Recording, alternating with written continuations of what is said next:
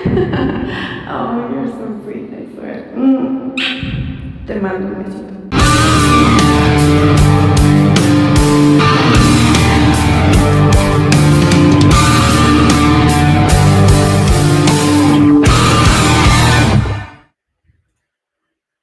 All right, we're on. What's good? Disco Acid Cult TV. What are you up to? Nothing much, just chilling. How about you? Nothing. You know what I forgot about? Just when you asked me about what I thought of the stream on Wednesday, and I only thought of it now that I hit the intro. We spent like 5 minutes pulling up pictures of that girl on Instagram. Oh, yeah. I don't know why he thought that was like the funniest shit. He's like, "Oh, you should clip that segment to post," and I'm like, "Dude, no." Like her name was. I didn't even think about that. I think I popped up a picture of her and her kid really quick on accident too. Oh, shit, dang. I didn't catch that part. I think I was just listening to it. That's crazy. Yeah, we were like going through her Instagram, and I was trying to avoid, because she has a kid, I was trying to avoid the pictures, and yeah, I popped through one on accident. But yeah, I was like, oh, her name's like up. I mean, nobody watches anyways right now, so that's good. But yeah, he was like, oh, we should do segments where we like. He like was like saying we should do segments where we like look at girls' Instagrams and like rate. I seen that as like rate women. I'm like, nah, you don't want to do that, man. Well, That's like I'd be down to like rate girls as a way of being like mean or offensive, but I don't want to be like the complete gooner podcast all the time. I was gonna say, if you're just like simply looking at like attractive women the whole time and you're not roasting none of them, that's a super gooner podcast. You don't want to do that. There is this great kid on Instagram though that does. I mentioned it on the stream. Mm-hmm. He like will rate. He's like this young kid. He's got to be like 18 or 19. He's genius though. Yeah, he'll rate. Girls will comment on his stuff and be like, "Oh, you're sexist or you're misogynist," and then he'll rate them on a scale of 1 to 10, and he'll go like face, certain body parts, and like will completely rate it, and then he'll make pillows with the girls that comment on his page, his faces on the pillows, and then he'll sleep with the pillow and be like, yeah, any girl that comments can sleep. It's genius. I gotta pull it up sometime. That's wild. But and yeah, it's always girls who are commenting like, you're a terrible person for this, and then he'll act like they're actually a fan. Oh yeah, like they love his channel and all that shit. Yeah, like they'll comment and say, this is terrible, why would you do this? And then he'll say, oh, she clearly wants to be rated, so we'll bring her up and we'll give her a rating. And That's fucking funny. Yeah, the kid is pretty funny. All right, well, first thing, we'll do Dragon Ball GT. We're on 6 and 7, right? I didn't watch the wrong episodes. Yes, no, you're good. 6 and 7 is correct, yeah. Right on. I have notes. These ones were both funny. Episode 6, I thought, was basically like Studio Ghibli Dragon Ball GT. Yeah, right. It's kind of what it made me think of. So yeah, right off the bat, episode 6, they're back in the ship. They're traveling. And Giru detects a Dragon Ball on a nearby planet. So they hit the planet, and it turns out this planet is... It kind of made me think of like a prehistoric. There's giant dinosaurs everywhere. Everything is basically giant. Like the grass is giant. They're basically tiny people walking around on this planet. I wrote 2 notes. I wrote, so they get to the planet, and I said, Pan leaves to fly around with a bunch of giant butterflies because she's a girl and she has to make shit complicated. And then I wrote, she gets kidnapped by giant bees because she's a girl, so she gets into trouble as soon as the men aren't around. But yeah, Pan gets kidnapped by these giant bees. While that happens, Trunks and Goku find a Dragon Ball, but the Dragon Ball it's on the ground, and Goku knocks a giant apple off of a tree onto the Dragon Ball, and it kind of embeds into the apple. And then the bird picks up the apple and brings it over to this giant. It's not a human, but it's, like the most human-like thing you'll see on the planet. Yeah. So yeah, the guy clearly owns the bird. Him and the bird are out picking up apples, and so now this giant basically has this Dragon Ball embedded in an apple. And so they see this, but then they hear Pan screaming from a distance, and Trunks says, we got to go save Pan before we get to the Dragon Ball. Trunks does say cooked, like it's 2025. I noticed he says, if we don't save Pan, we're cooked. Yeah, we're cooked. I thought that was funny too. It's like, oh, we're cooked. I'm like, dang, he was fucking ahead of the time. I also thought it was funny that Goku didn't give a fuck about Pan. He's like, we need to get the Dragon Ball. But like Trunks is the one that has to be like, no, we got to get Pan first. And Goku's like, all right, I guess. I thought of that as Goku, like in the same way that he made Gohan fight Cell. Like it's just his Yeah. confidence in his people, I guess. Exactly what he thinks it'll he thinks, "Oh, like, it's my family, it'll turn out alright."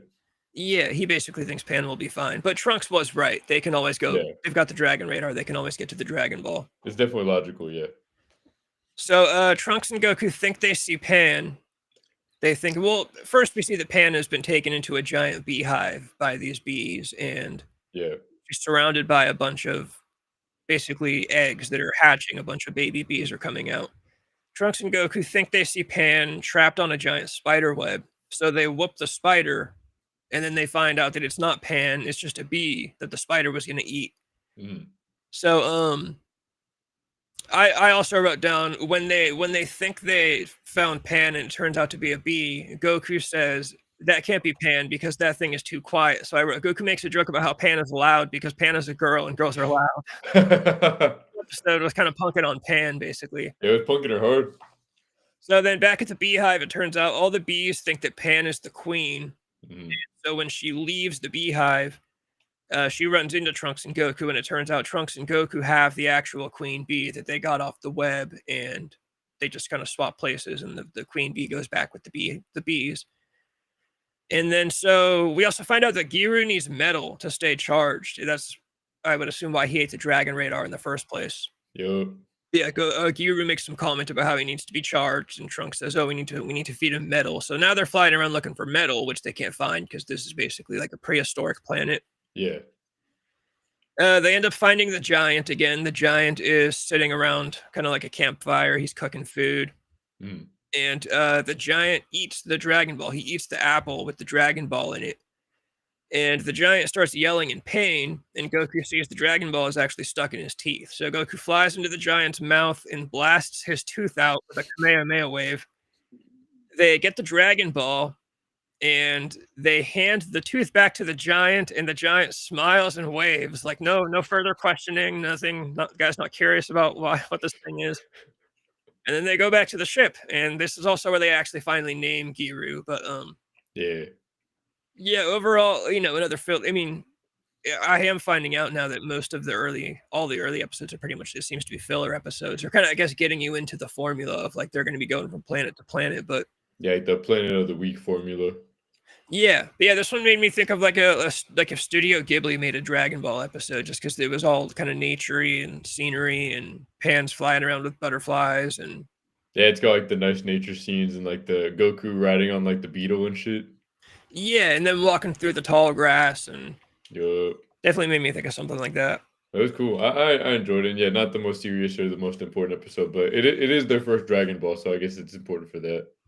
Yeah, they do get the first Dragon Ball. It is the 4-star Dragon Ball. I always wonder if the creative team like has any reasoning for the numbers they go with in order, if they're just like, fuck it, make it the 4-star, and then Yeah, I know the 4 star is, like, the most sentimental one, so maybe that's why they chose to have that one be first. But, yeah. I also thought it was cool that when Pan sees the Dragon Ball, Trunks mentions, like, "Oh, it's her first time seeing the Dragon Ball," which is just kinda cool to see.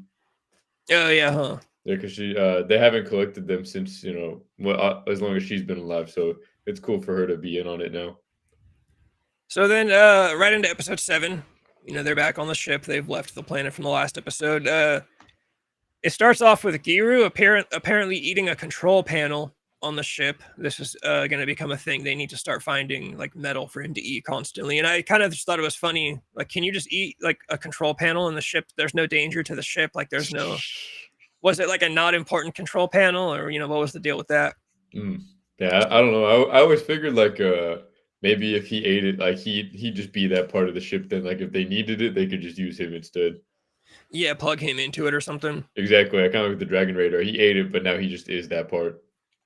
So then, so Giru detects another Dragon Ball on another planet. It's a nearby planet, so they fly to this planet, and on this planet they find a village, and all of the village people are kind of huddled together in one location outside of one house, and they see that the Dragon Ball is in some girl's hair, basically as a decoration, and they want to get it, but everybody is stressing about some guy named Zunama that they say is Mhm. coming. And so the villagers tell Trunks, Goku, and Pan about this monster named Zunama, who they say is coming.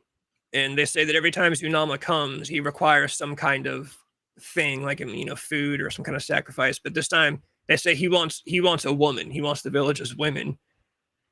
So Tsunama shows up, and he's this giant, goofy, fish-like monster with like fins and whiskers. And when he vibrates his whiskers, he causes like a detrimental earthquake on this village. So yeah, he just shows up and wreaks havoc and destroys everything until they give him what he wants. He's essentially like a giant, like, walking nasty catfish. Yeah, he's definitely a catfish. Yeah. So the village has decided to offer up this one girl. I think her name is Lane. Yeah. She's the one with the Dragon Ball in her hair. They're gonna offer her up to marry him. So yeah, the guy shows up, and he sounds like Muscle Man from Regular Show. Yeah, he does. Yeah. He's just kind of like this perverted giant catfish that just comes to this village and makes demands and terrorizes shit. And he tells he tells Lane, get a wedding dress. I'm gonna come back tomorrow and I'm gonna take you and you're gonna be my bride. And he's just saying a bunch of weird, creepy shit to her. Yeah. At this point, I'm already thinking, the whole episode, I'm thinking, why don't they just fucking blast this guy? There's no way this guy's stronger than Goku and Trunks. And I'll bring that up like a million times. There's a note in the middle I have of this episode where I said, I don't hate this episode, but the whole time I was kind of like, dude, why don't they just fucking beat this guy up? So, let me see. So Tsunama tells her to get a wedding dress for tomorrow. That's when I wrote, why didn't Trunks and Goku just waste this guy right now? Like, they have enough evidence. They clearly see that this is a bad guy. I was just gonna say, yeah, he is objectively a bad guy. So yeah, even if they don't want to blast this guy into nothing, like, I don't know, take this guy away, like, do something to him at this point. But no, they're just kind of sitting there watching. My thought process was like, maybe if they start beating his ass, he'll cause hella earthquakes and kill all the townspeople. So like maybe they're trying to avoid that. That's just a guess, though. I mean, like, I feel like Goku literally could have picked him up. Like, yeah, true. Goku could one-shot him. Yeah, that's true. He was big, but he wasn't as big as the giants in the last episode. He was like the size of a house in this village, I noticed. So it's... Yeah, true. He wasn't some kind of, giant, undefeatable. He looked totally gooberish. He doesn't really seem like he has any powers except for this earthquake thing. Yeah, it's that plot convenience. They got to keep him alive for the sake of the plot in this case. So Tsunama leaves, and the whole village is preparing for the wedding now. They're gonna give Lane up to this monster, and Pan tells the village people they'll take care of Tsunama if they can have the Dragon Ball. Yeah. So I also wrote, Goku keeps trying to steal food, but some fat lady keeps stopping him. Goku keeps trying to get food from the house, or she's preparing food for the wedding or for Lane to go marry this monster, but Goku keeps trying to eat it. Yeah. Pan comes up with this idea. She puts Goku in the wedding dress to trick Tsunama, and she's going to give him a pair of scissors to cut off Tsunama's whiskers when he gets close enough. The wedding dress ends up being too tall for Goku, so they make Trunks do it instead. Trunks gets the total Cloud Strife treatment in Final Fantasy VII. Yeah, they have him fucking cross-dressed just like Cloud. Yeah, they put him in the whole dress. They put makeup and a wig on him, and Trunks is like horrified. It's funny to see Trunks is like oh my, this is terrible. Yeah. You would have thought they were like trying to kill him. Yeah. So this is when I wrote, I don't hate this episode, but it is kind of stupid. So yeah, the next day Tsunama shows up for his bride, and it's Trunks. Trunks walks out, and I wrote, with his six-pack is visible, by the way. Like the little shirt thing he's wearing is a little too short, and you can totally see his abs. He's got a wedding veil over his face, and so Tsunama shows up, and Tsunama says, I like the wedding veil, but I want to see your face. And before Trunks reveals the face or something, this episode ends on a fucking cliffhanger. Yeah. I couldn't believe they were doing a 2-part with this episode out of all episodes. I also thought that was fun. I was like, damn, of all the fucking worlds and all the shit that we're going to go through, this is one of the ones where they decided to do a 2-parter. Yeah. So in the next episode, I don't know what they're going to do for 20 minutes in the next episode. All that really needs to happen is Trunks needs to pull the scissors out and cut off his whiskers. Yeah, and then he can't cause the earthquakes no more. I don't know why. So like, if they cut off his whisker, I mean, obviously we'll see in the next episode, but I feel like there's still other damage he can do. Like, even if they only cut off his whiskers, he's still as big as a fucking house in this village. He can definitely stomp over all the village people and their houses and shit. Yeah, like I feel like they really got to just waste this guy completely. There's no way they're just gonna leave this guy Yeah, like I agree. alive or around. Yeah, no, I agree. It's definitely like a super goofy episode. Yeah, like I said, I didn't hate 7. I liked 6 better, just because Same. 6. I like the idea of Goku being like a fucking like a dentist for this fucking giant. It's pretty funny. Yeah, 6 was it was like a perfect amount of, and they're both like the comedic Dragon Ball stuff that I do like. Hmm. 7 just had a little bit, I have to suspend some disbelief, like a little bit. Like when you think about, again, I always reference Goku and Piccolo getting their driver's licenses in Dragon Ball Z. Yeah, What helps me suspend disbelief in that was that Chi-Chi is making them do it, which, okay, fine, I can totally buy into that. yeah. It's Goku's wife. Makes sense. With this one, I just couldn't. I'm like, dude, how? Like, yeah, why aren't they just blasting this guy? Like Goku could just take this guy out right now. Yeah, It's what's the logic behind it? Yeah, I agree. It's definitely for the plot in this case. Yeah, at this point, they're killing some time, getting a cliffhanger, a 2 episode in there. Yeah, you also realize I think this episode is a good time to start talking about this. You can tell that we're gonna come up on a pretty significant tone change in the show within like the next like 10 episodes, I would say. And you can definitely tell that they're writing the show as it goes on. Like there was not too much planned before they started. Yeah, I didn't even think about that. The tone change has to be fucking heavy. Like right now, we're Yeah. dealing with Trunks in a dress and makeup, and then one day we're gonna hit Baby taking over Vegeta's body and shit. No, facts. Yeah, so we'll hit that, and then from that point on, I think the series gets more consistent. I don't mind the goofiness for the first like quarter of the show, though. While we're still in it.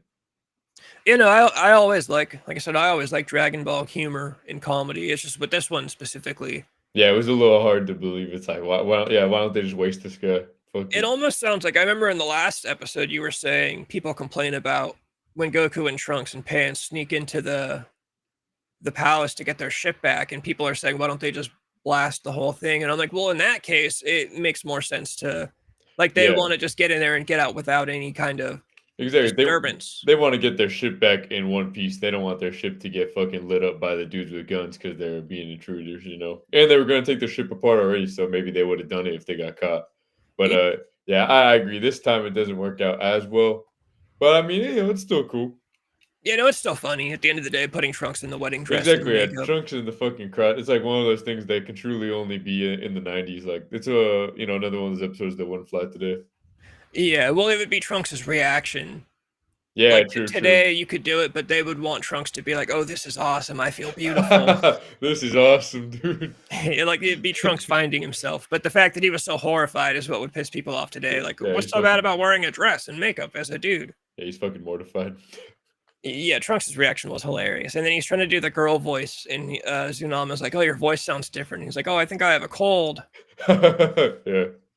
But yeah, no, they were both good. It was back to, not that the last 2 episodes weren't comedic, but they got a little bit serious for those 2 episodes, and then now they're kind of back to full blown comedy kind of filler. But Facts. Yeah, I was looking ahead. It looks like we're gonna get to a more serious arc after this one. okay. After the two-parter, we're gonna get into like more like kind of like the logic portion, like half serious, half joking still. Yeah, I am curious to see how they end up finishing off this Tsunama guy, because, like I said, there's no way he's strong. Like, if we get to the next episode and Goku's like going Super Saiyan fighting this catfish, I'll be really surprised. No, I agree. I was kind of wondering that too. I'm like, is he gonna whip out Super Saiyan to kill the fucking catfish? I don't think so though. I'm sure they will end up.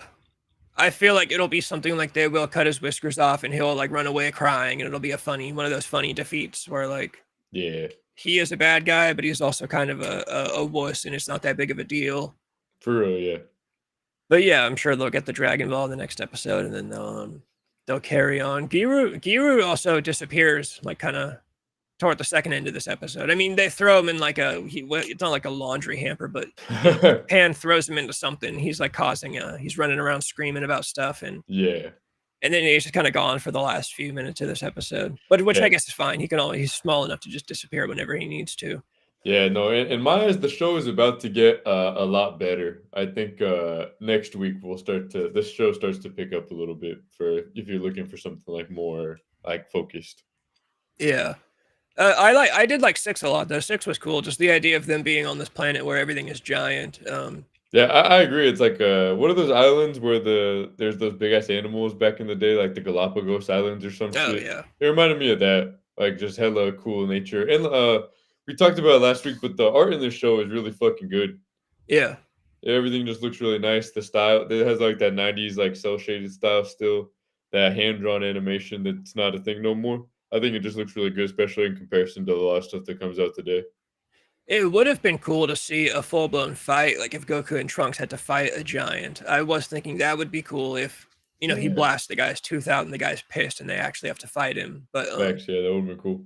it was still cool, like as a lighthearted episode. I guess, like I keep Totally, saying, yeah. it made me think of like if Studio Ghibli made a Dragon Ball GT episode, this is something they would have done. Yeah, a lot of people use the AI shit for that. They're like, "Oh, what if Dragon Ball was Studio Ghibli, and it'll make like a mock-up scene of what it would look like." And, sometimes AI puts out like, kind of cool stuff, but Oh yeah, there's a whole channel I found that's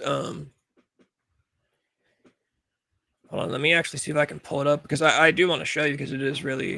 yeah, It's for sure. basically this guy. He takes animes and he uses AI to turn them into like old school anime style.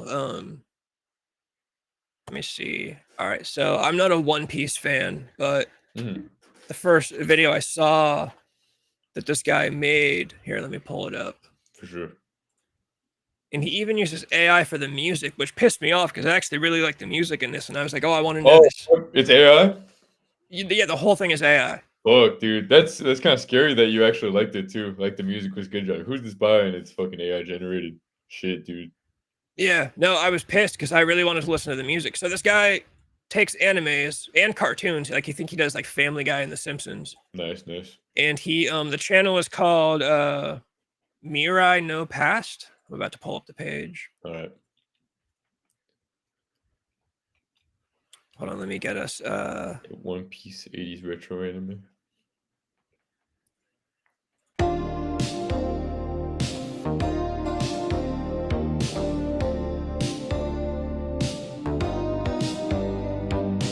Actually, it does look pretty cool. Damn, the music is good. That's funny. yeah, like I said, I was pissed because I was gonna go find this music and like put it on my playlist. Yeah.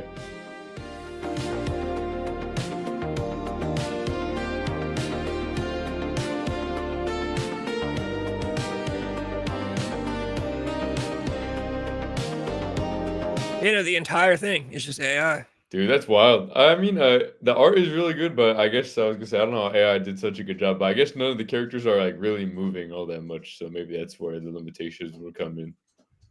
Yeah, like I wonder if he'd actually be able to make an entire episode. Yeah, right. Right now, it's just clips of like her hair blowing in the wind. Yeah, like slight movements, like blinking or like slight head turning and shit. That's cool though. There's one. I'll pull up one more that he did that was just because it was kind of funny. Like he does Bleach in 80s Oh, nice. style. Bleach is awesome. Here, this one. He does Family Guy in 90s anime style. Family Guy. Dude. Yeah. Dude, this is actually pretty cool.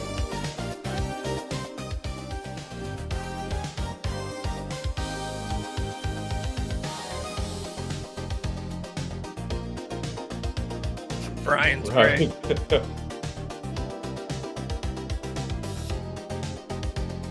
Is that supposed to be Stewie? Yeah, Stewie looking like Krillin. Yeah. That's fucking funny. I think it's got like all the characters in this. That's fucking cool. Yeah, it'd be cool to see. I mean, I don't like AI making art. I want to say it would be cool to see like a full episode of this shit. It just sucks that it's AI. Yeah, right. It'd be cool if someone actually put effort into it and made an episode, not just AI. Yeah, like maybe if you use this for the starter and then you start drawing up, you start making it yourself, I guess. For sure, yeah. But yeah, no,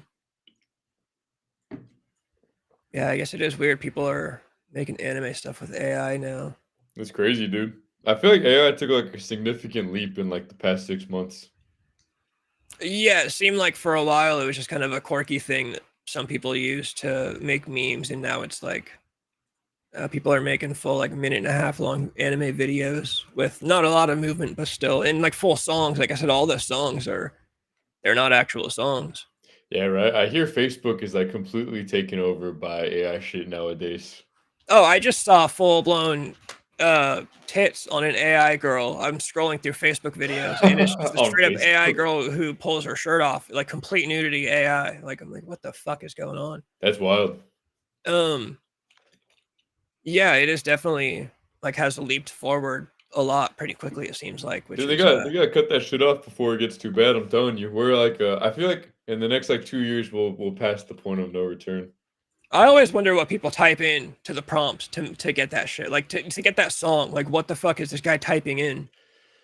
Francis, what's good, bro? What's up, Oh Francis? yeah. Yeah, like, but what are people typing in? Or like, I see some cool Instagram pages that do like full AI art, and AI girlfriends are diabolical. Yeah, yeah. It's like, what do people type in to get those things? Because Yeah, I know sometimes it takes like multiple tries to get like the result you want. You have to put in the prompt a couple of times, but I'm sure they just put in like funky 80s style music. well, I'd imagine in those cases he's got to do like Good it's probably Francis. like paragraphs of like, I need an 80s style Peter Griffin from Family Guy turning his head 40 degrees to the right and then a shine on his Yeah. glasses. That's what I would think. Yeah, maybe, or maybe they type in like I need like a sitcom like introduction, but in anime style of the Family Guy characters. Like because I think that's what's trying to emulate like that, like a Full House style opening where they kind of just like look at the camera and shit. You know what I mean? Yeah, exactly. Yeah.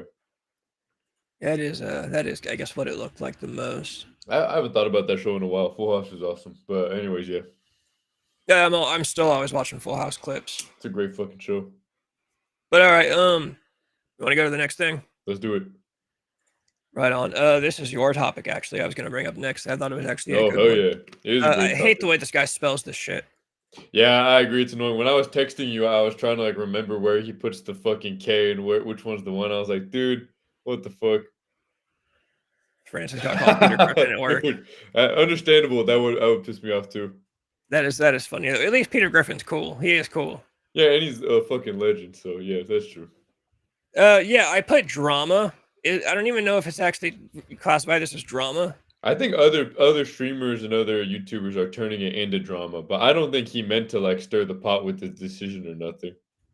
You know what? I actually feel like Francis. I'm gonna play this clip of what the guy said. I actually feel like Francis will like initially like what he said, and I do initially like this part. It seems like this is a good little bit of self-reflection. Yeah. Once we get into it, there's more that I like and dislike, and I go back and forth. But yeah, so there's this streamer. The guy's been around since like 2007. Yeah, he's one of like his channel's changed over time, but yeah, he was like a very early YouTuber and shit. I've never watched a single second of this guy. Like I know his face because of some like I think like Wendigoon has mentioned him or referenced him before. I don't know. I've never actually watched this guy, but I know he's like one of the biggest. Like he's got millions, and he's Yeah, obviously we learned he's made $34 million off of YouTube since 2007, and that's just YouTube. He's also on Twitch, and he also probably has brand deals and does ads and exactly. Yeah, he's got a lot of his own products too, but we'll get into it. yeah. So I guess what was it earlier last week that he said this? Oh yeah, this is like last week. Yeah, very recent. All right, let me pull this up. Junior routine to a normal junior routine to a normal person who is actually working their ass off every single day in a 9 to 5. Oh yeah, I guess the context I should mention is that he turned off. It sounds like he turned off super chats on YouTube. Yeah, he turned off super chat on YouTube, and then he turned off like subscriptions on Twitch, and he turned off donations on Twitch. So you can't send him money anymore on like either of his like streaming or content creation platforms. You just can't do it.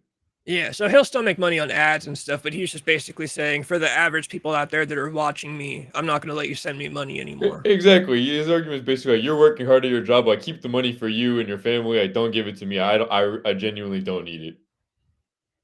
Environment, grinding in the hopes of chasing the American dream, and then they'll come home, maybe turn on my stream and donate a couple of dollars to me. And it just doesn't sit right with me taking that kind of money, given what I've made from all of this.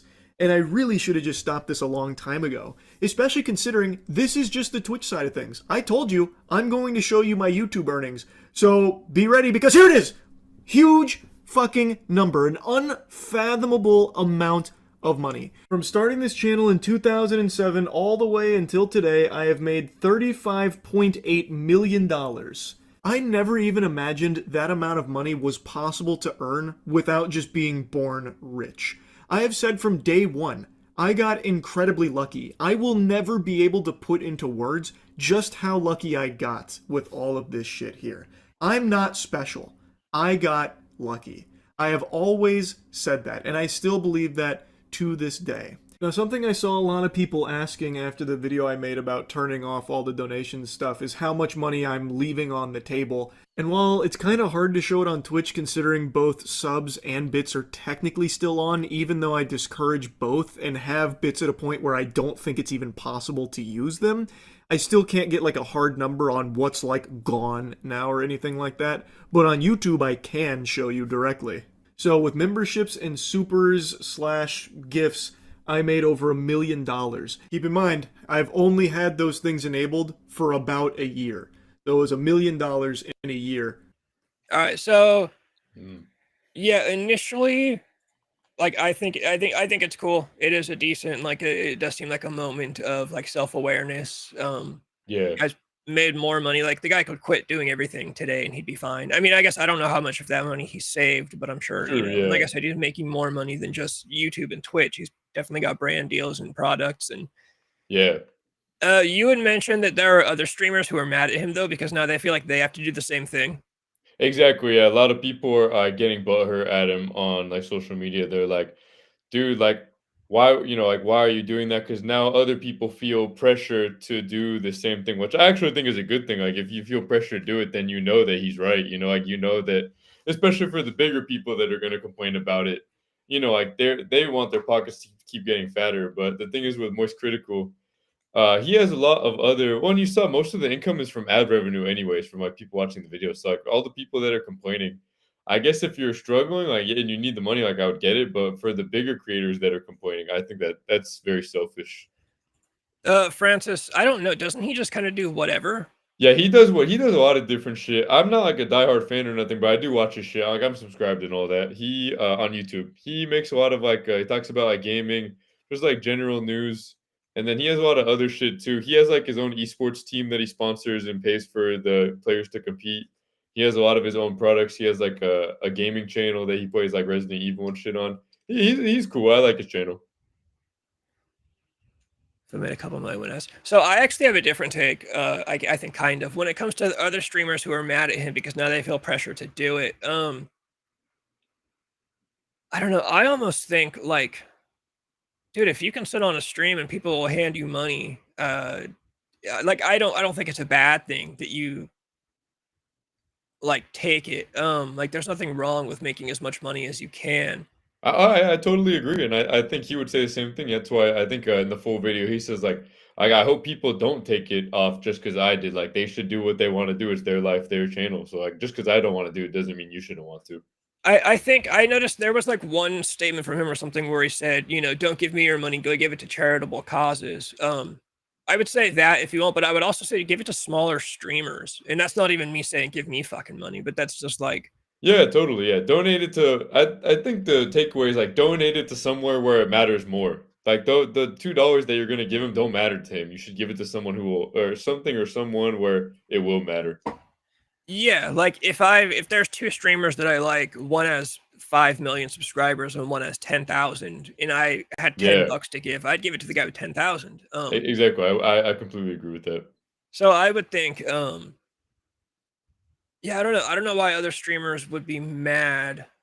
A lot of I'm sure yeah. just because now they feel, you know, obviously now they feel like a dick, like, oh, now I also have to turn off my, you know, but if they're a million, yeah, I don't know. I think, I mean, it's kind of like the Taylor Swift thing. People get mad at Taylor Swift because she makes so much money putting out so many different variants of her records. Yeah. And it is shitty on an artistic level because it screws over a lot of other artists in the same space.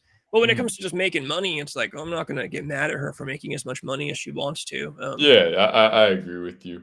And yeah, no one's forcing anyone to give him any money, like Francis said in the comments. It's kind of like one of those things where it's like, I mean, if you want to hand me $20, I'm not going to tell you not to. I don't think that Yeah, makes you a good or bad person to take it or not take it. I do think, he's got I like what he talks about, he's like, I just got lucky. Like, there's really nothing special about what I'm exactly. doing. And I completely agree. Like if you watch his channel, his videos are very bare bones. Just like people enjoy hearing him talk about shit. And like that's literally he's like, I just got lucky that people enjoy watching my videos. I almost think it sounds like one of those deals where he's just been around since 2007. It's basically if you're one of the first people to start in some field, you're gonna pick up a following at some point. Yeah, I think he's been he was pretty on the nose. And I think he was ahead of the game on like some other shit too. Like he was part of a group that was selling like pre-built PCs for like a rate that's much lower and more better performance than a lot of other spots. He's just very like in touch with the scene for a lot of the shit he's into. Yeah. But no, I think it's a cool move. I immediately when I heard that other people were mad about it, I immediately thought of fucking Hassan because we were talking about him last week. And like those, fucking like rich ass streamers, I bet he's probably pissed behind the scenes, like, oh no, people aren't gonna fucking donate as much money to me now, like a guy like that. Yeah, no, I think people should just if they're gonna spend money on streamers, just give it to smaller streamers. I think there should be like I've always said that one of my like far off delusional ideas for if I had like 1 million subscribers tomorrow, Mm, like the reason I called it TV, the Disco Acid Cult TV, was because in my mind, say I've got the money to hire a bunch of nerds to make this happen. yeah. All the stuff on YouTube would emulate like a channel, like a cable channel from back in the day. And that's how it good fizz. Let's go Fuse. Yeah, so I would make the channel, everything would look like an old, like channel something on whatever cable you I have. like the guide. Well, yeah. Well, the idea would be like, let's say I have 1 million subscribers. I would want to go out and find a bunch of smaller streamers with like a couple thousand subscribers, and I would Oh, want that to would be host. cool. I'd want to host their show on the channel and on their channels too. You could be live on both, but like it'd be, we'd be on live Monday night at 6 p.m. and then Tuesday at 5 p.m. There's some channel, Yeah, some guys that have like 10,000 subs, and then Wednesday at, 6 or Wednesday at like 3 p.m. at some channel being hosted on the stream. So it'd be like like a TV channel where there's different shows playing every day throughout the week. yeah, it's like they can like try it out. It's like the fucking Thursday night strip club tryouts, like you were talking about. Come, get some money, see how good you are, and then you can stay on the channel if it goes well. Yeah, yeah, and then it would, more people would see it because the channel would have more subscribers than they have on their channel, and then people could go subscribe to their channel, and so that's to me that'd be the best part of I think what he's saying is that Yeah, totally. Yeah, yeah. instead Give of it to small instead of sending creators. money to somebody with how many subscribers does he have? Let me look. Dude, his channel's fucking insane. Honestly, I was pretty fucking blown away by the amount of money he's made. I did not expect it to be pretty much $36 million, and that's just YouTube. He's got 17.3 million subscribers. Jesus Christ! I've got a buddy who has a wife, and she does like the whitest girl shit possible. She does like thrifting content. Oh, I know what you're talking about. On Yeah. TikTok, and one of her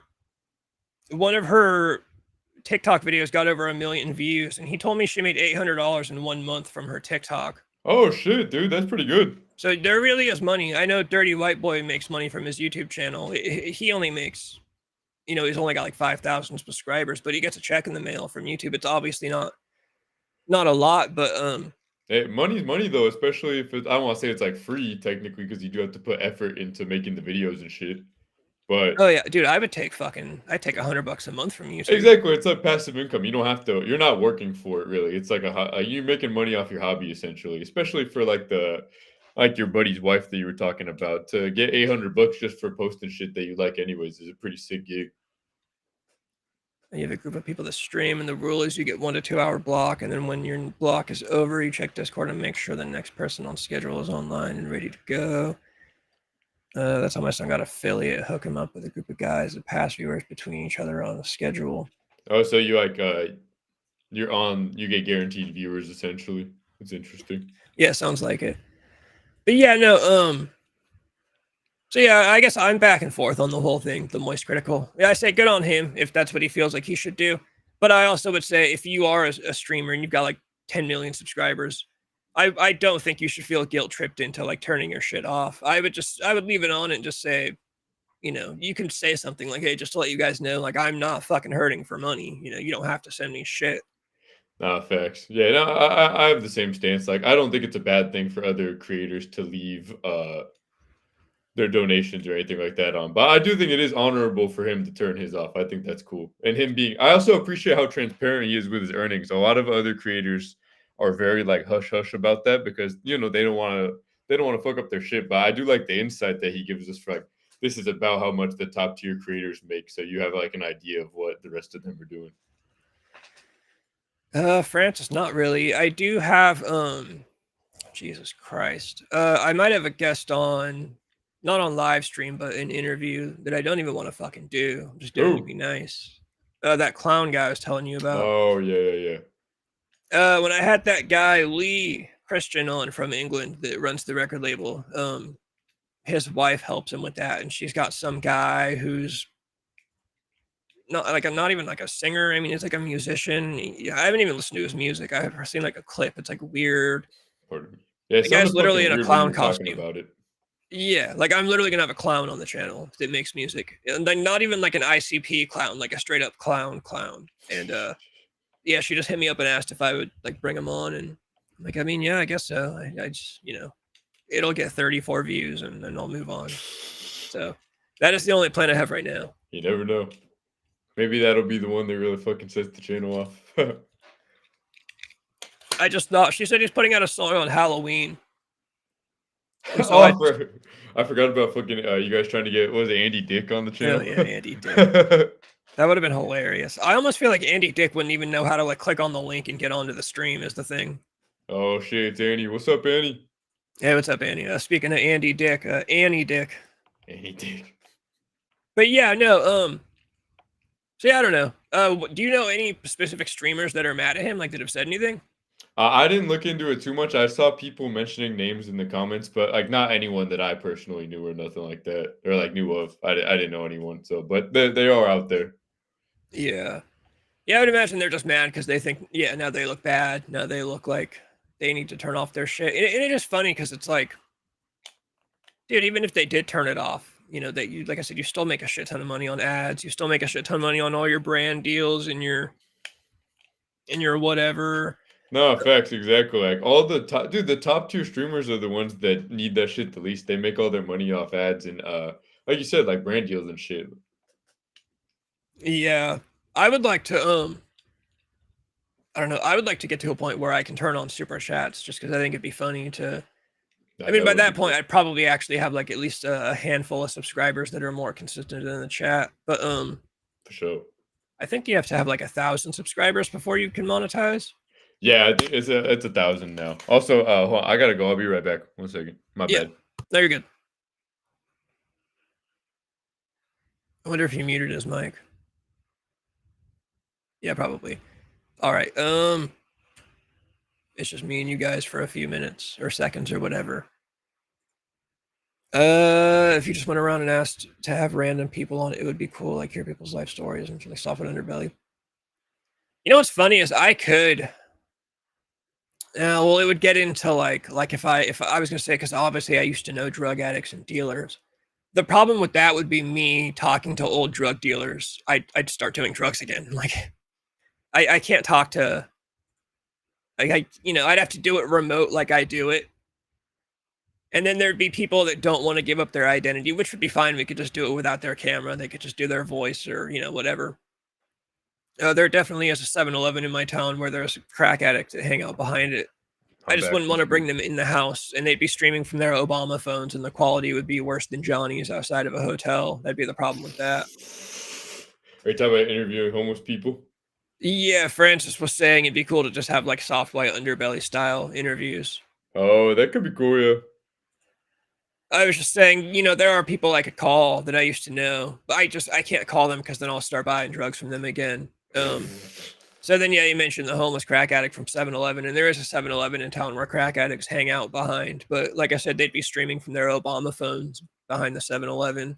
Yeah, true. It's funny. I don't even have the technology to like if I was going to bring someone into my room, I don't have I guess I have another mic. I think I could plug another mic into my computer, and I do have an option for 2 mics on this thing, but we'd both be sitting right here, and I know you guys can't see, but there's no room.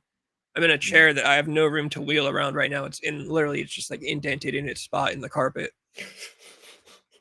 But yeah, no, I've got no plans for for future guests. I want to bring that Hannah Dallas chick on the live stream at some point. You think she'd come back on? I think I could get her back on at some point. I almost feel like I should hit 1,000 subscribers and then tell her and see if she'd be down, because she seems like that type of person. Geez, I found out the other day a friend of mine spent his life savings $1 million over the past 5 years on pills. He was taking perks, I think $40 per pill a day. $40 Yeah, that makes for sense. one perk? Is it that much? Nowadays I don't know. I believe it. Damn, that's wild. Well, actually, no. There's no way it's $40 for a perk. That's what I was thinking. No way, $40 for one perk. That's fucking wild. It's not. He's definitely taking stronger stuff. I mean, a $40 pill that you'd be like, that's like 80 milligrams. He's probably taking like Oxycontins and morphine and shit. Yeah, Percocets. I'm pretty sure Percocets are like the easiest. Not the easiest to get nowadays, but because she's a smoker, that's half of why I want to get her back on the stream. $100, that's facts. Yeah, because it's always good to have a hot chick on stream, no matter what. Yeah, facts. It's good for the channel, good for the ecosystem. But yeah, 100%. That is what opiates do. You will blow through your life savings in a year, no problem, or 5 years, or whatever. Damn. But he's definitely doing stronger stuff. If he's only saying Percocets, he's lying. Yeah, facts. It was some pill that was $40 each. Yeah, they're definitely, it's like some fucking Oxycontin or some morphine, maybe even fentanyl. Well, no, because fentanyl is cheap. $400 a day. Yeah, he's doing. It's definitely gonna be like that doctor grade shit.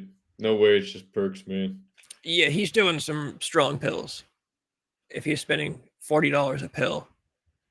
Either he's just the dumbest guy of all time. Just getting fucking ripped off. Dude, we used to run through like hundreds of dollars of heroin every day. Jesus Christ, really? I mean, it would depend on how much money we had at the time, of course, but like on a good day, you'd get like a couple $100 worth of heroin, smoke through that shit.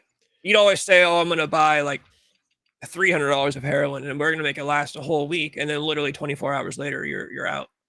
Damn, it's fucking wild. I remember you mentioning to me a while ago that you would never inject that shit. You'd only smoke it. That was like the line you wouldn't cross, right? I'm too afraid of needles. Yeah, I think that's reasonable, man. And my image of like needle stuff is that you'll get AIDS. Yeah, I don't do needles. Something about the idea of the needle being dry going into your skin, like there's no lubricant. I know that it doesn't need lubricant. It just feels gross, and I don't do shots or needles or. Yeah, have you ever gotten blood drawn? Actually, I don't know. I don't think so. Not that I can remember. That shit's pretty gnarly, especially if you watch like they stick it like in the inside of your elbow and you can like see the blood like fill up the little tube they have. I'm like, oh fuck, like that's kind of fucking crazy. Yeah, that shit sounds terrible. I might have. I know the last shot that I even actually remember, dude, I swear to God, I was like in my mid-20s. I think it was like right after I got clean the first time. I went into some program where I had to get like a TB test. Yeah. And that was just like a little prick, I think. It's not even that big of a deal. I don't know, but I did not have it. Like I had a hard time. Like I was embarrassed because it was like a girl doctor or whatever that did it. And I told her, I was like, dude, I legitimately might cry. Like she's like, what do you mean? And I'm like, I'm just telling you, like this might not be very good. And I don't remember crying, but it was not good. It was that's like fucking wild. I almost passed out. You've been on your run smoking heroin, but the needle is what does it. That's what everyone always says. But I'm like, dude, I'm smoking it. Like, it's not the same at all. Kensington, Philly, people sift through use needle bins. Yeah, that's just disgusting. Yeah, it's wild. Dude, you use needles, man. That's fucking foul, bro. The most OG thing to do is go pick up a hooker, take her back to your house, and then make her pocket heal you in League of Legends or your favorite multi-online whatever, 2 hours of pocket healing, and then drop her back off at the corner. Fizz, is this stuff that you've done personally, or this sounds like some personal lore, man? You're playing League of Legends with hookers? Nothing. I have no Halloween plans. I might be stuck interviewing a fucking clown on Halloween. I never have Halloween plans. I think it's the worst because everyone thinks I'm like excited for Halloween every year, and I'm like, I have nothing to do. I wish if I was gonna dress up, like I keep saying, it would be Evil Knievel. I'd spend money and get a good Evil Knievel outfit, but no, I got nothing. Dude, I'm telling you, you need to cook up a Halloween movie like tier list or some shit, or like best movies to watch on Halloween, like big like fucking buzz key search words that people are gonna start searching up soon. About Hooker, I'm not playing video games with her. I might play video games with her, like, I guess after we're done, if I'm quick. Yeah, I've thought about doing at this point, if I do a movies to watch on Halloween season, I'd have to do it quick. Yeah, just cook it up in like the next like couple days. I could do it like sometime later, like Thursday, Friday, Saturday. I spend just like 3 days work because I'd want to do like some editing and stuff for it. Oh, are you saying Pearl?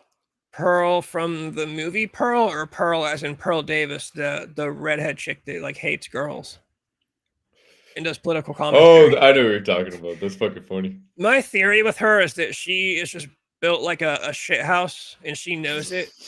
So she knows she's never gonna get a dude. So her way of trying to get a dude is by going online and saying that stuff. Yeah, I also kind of thought that. Francis, I agree. It's a good idea, and I think it would do at least 1,000 views, bro. Back when I first got a roommate after I separated from Big Mom with us, something he said he wanted to try. Be the most OG move in history to all the other hoes would be jealous. Fucking start learning how to play video games. No, they wouldn't. No, he's not. I don't think so. I guess I might do a top 5 movies to watch around Halloween season. I already have the list because, like I said, I worked on it. Me and an old buddy of mine were gonna do that video like years ago, and so I have a list of what I consider to be like at least a good 5 movies to watch around the season. Dude, exactly. You already have the list. Just turn it into a video. It'd be sick. Yeah, I would have to make I'd have to do some editing. I'd have to just spend a few days on the computer, which I could do. Francis, Okay, yeah, Mia that Goth. sound cool. Mia Goth, bro, that's kind of what I thought. Exorcist in theaters. That's awesome. Andy, did you like that movie? You know what's funny is everyone loves Pearl. They think that's the best movie of the trilogy. I liked X way better, and I even liked Maxine better than Pearl. I didn't like Pearl as much as most people did. I don't hate it. It wasn't terrible. I have it on Blu-ray. I didn't like it as much as everyone else did, but I do like X. I thought X was the best. What's up, Cole? Yeah, what's up, Cole? You still gotta change that fucking YouTube Yeah, name. dude, I was gonna say change your fucking name, bro. Francis, I'm curious your perspective. What do you think about The Exorcist from your perspective? I know you're Catholic. I'd be curious to hear your thoughts about that. Yeah, do you think The Exorcist is like a... Do you think it's badass? I would imagine he loves The Exorcist. I saw the original Exorcist in theaters the other day. It was epic.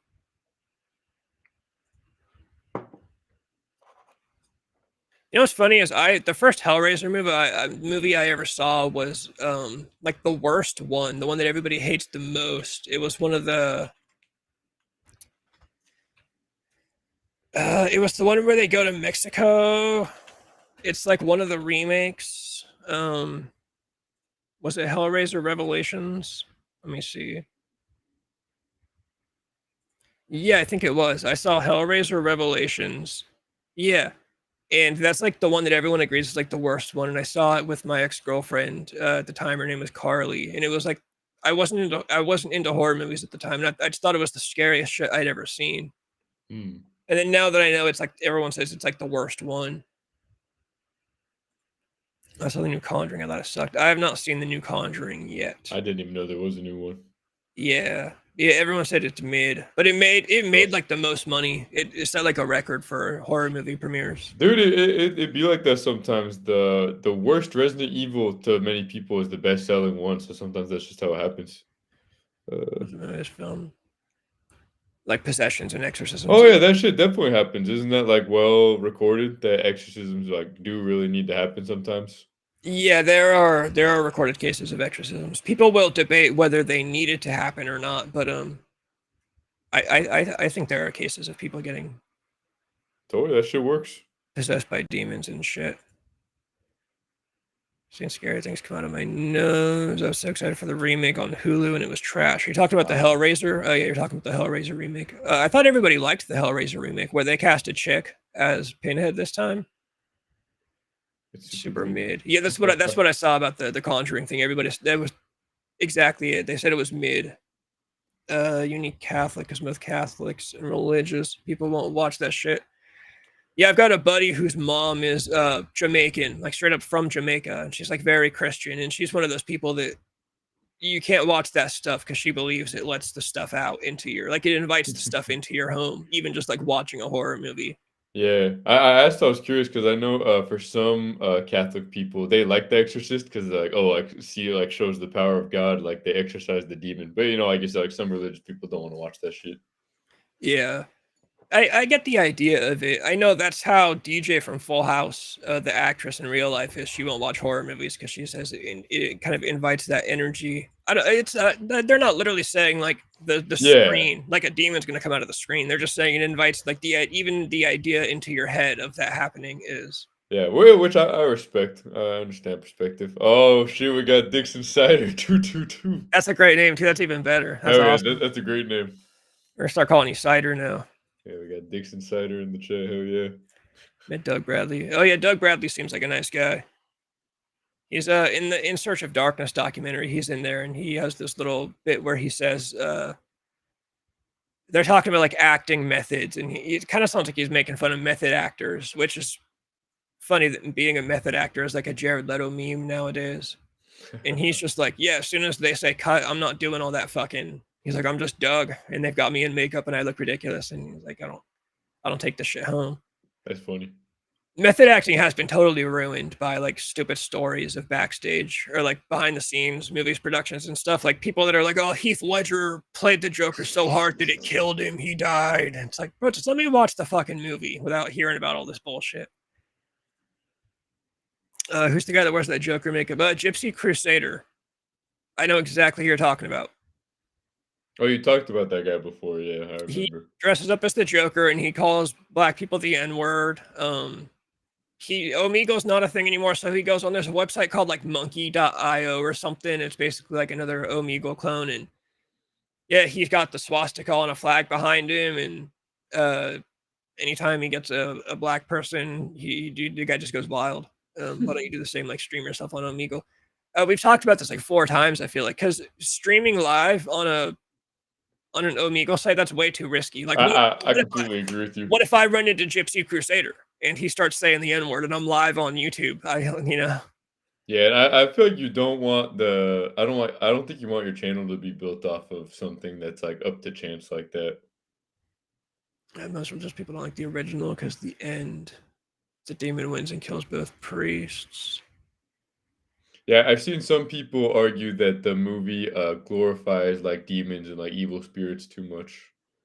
They say it's like trying to downplay the power of God. The Exorcist? Yeah, The Exorcist. A lot of people, a lot of people argue that Hollywood is like a, like demonic intentions. Like they want people to like one, not believe in God, and two, they want people to think that God is not all powerful.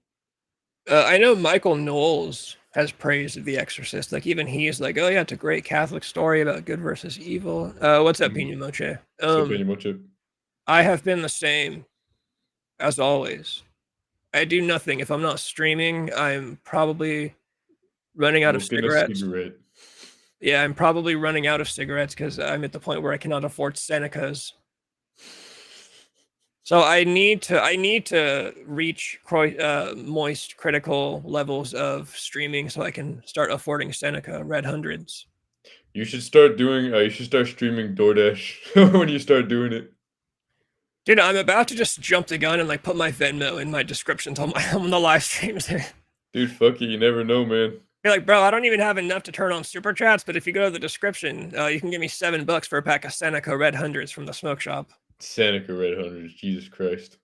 Yeah, Francis, I agree. I don't know anything about the guy really, but yeah, making fun of little kids is fucked up. I think that's not a line I would cross. Well, he's one of those race guys who, like, yeah, he'll find like there'll be like a black 12-year-old that he'll come across on it, and he's one of those race guys that it doesn't matter. Like they're gonna grow up to shoot somebody because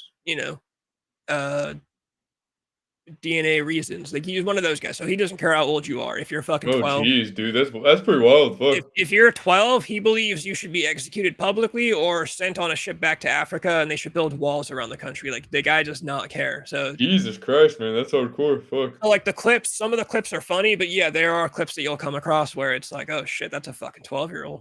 Yeah, it's a child, man. Yeah, you got to protect the kids. I think kids shouldn't be. Parents should really be careful what their kids do on the internet. Parents should not be letting their kids on. Dude, I think about that all the time. We're gonna look back in like 20 years and be like, why the fuck would people ever let their kids on the internet? Like, I'll definitely never let my kids have smartphones or nothing. They're gonna have like a Motorola Razor. No American Spirits. One, I've been smoking hundreds, and American Spirits don't make hundreds. I know the argument would be that, well, they burn for a long time, so they might as well be 100. But I turn my cigarettes into menthols with menthol crystals, anyways. Yeah. So I don't want to waste the money on them. I mean, I couldn't even afford, dude. If I can't afford a $7 pack of cigarettes, what makes you think I can afford a pack of American Spirits? But no, I wouldn't buy a pack of spirits just to turn them into menthols. It'd be like a waste of the quality, I think. The color blindness of the 2000s and the early 2010s.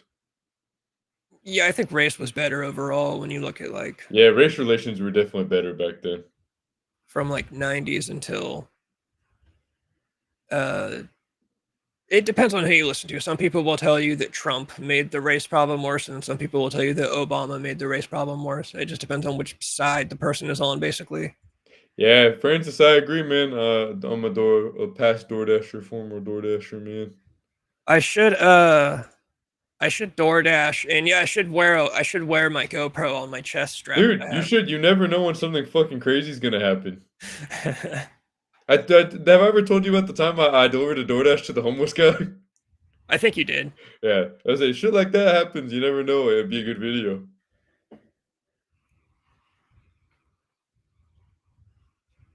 I DoorDashed years ago. I think like in like 2022, literally for like 2 weeks.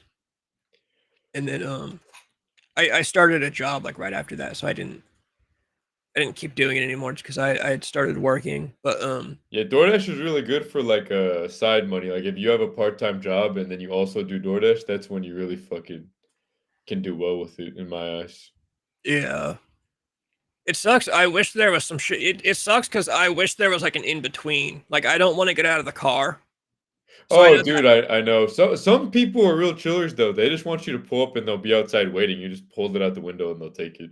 See, I never even had that. So like I don't Yeah. want to get out of the car, but I know that means, oh, then you have to drive Uber, but I'm not letting anyone in my fucking car. Like I'm not doing that No, shit. facts. I've also never done Uber. I've thought about it. I've signed up, but I can never bring myself to do it because, dude, you don't know who the fuck you're letting in your car.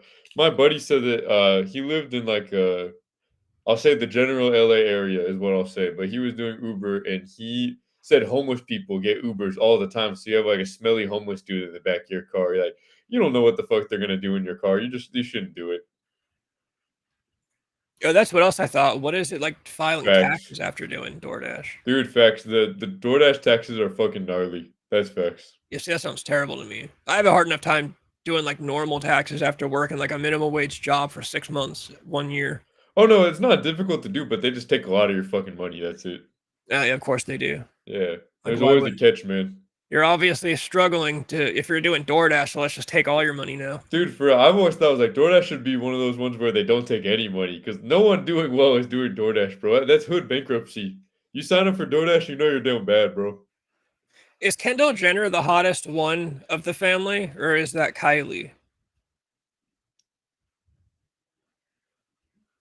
I know Annie was saying that she recently got like $80 eggs from Kendall Jenner too. Dude, nice. Her husband's been doing work at her house. That is the context of this. That's fucking wild. Tell him to fucking take all the pictures and then post that. Oh, I bet he can't do that though. He probably loses his job. Never I'm mind. telling you, you just sell the shit on eBay. Just like wrap up the salad and sell it on eBay and say this is Kendall Jenner's fruit salad. Dude, facts. Sell it for like $400. Yeah, the biking DC guy is cool. Is this a guy who bikes around DC? Her expensive $100 watermelon and strawberries from Erewhon. Oh, that's like a fancy ass LA grocery store and shit.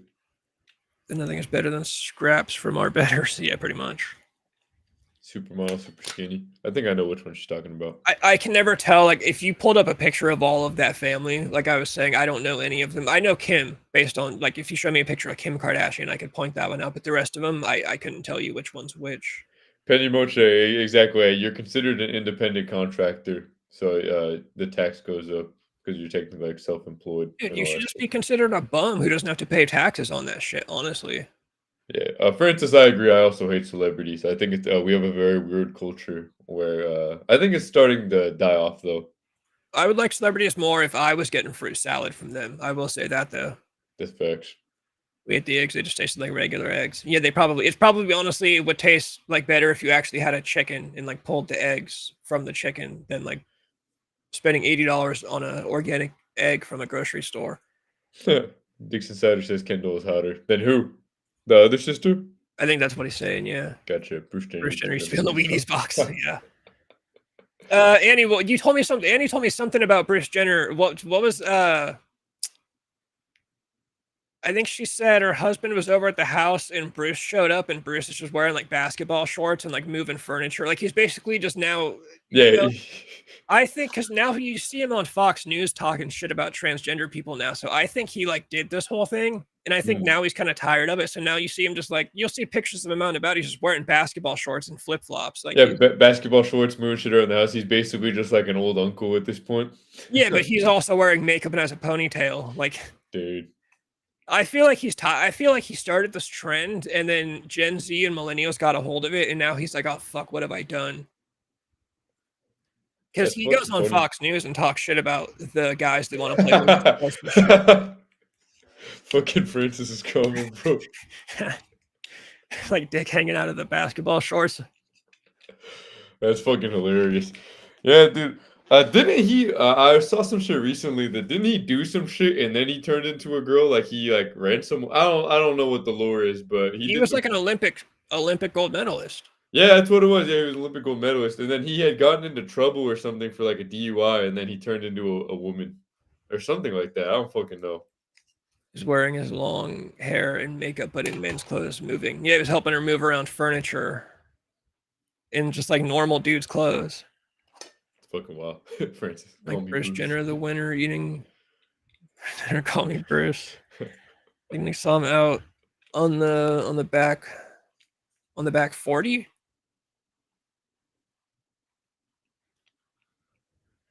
What's a back 40?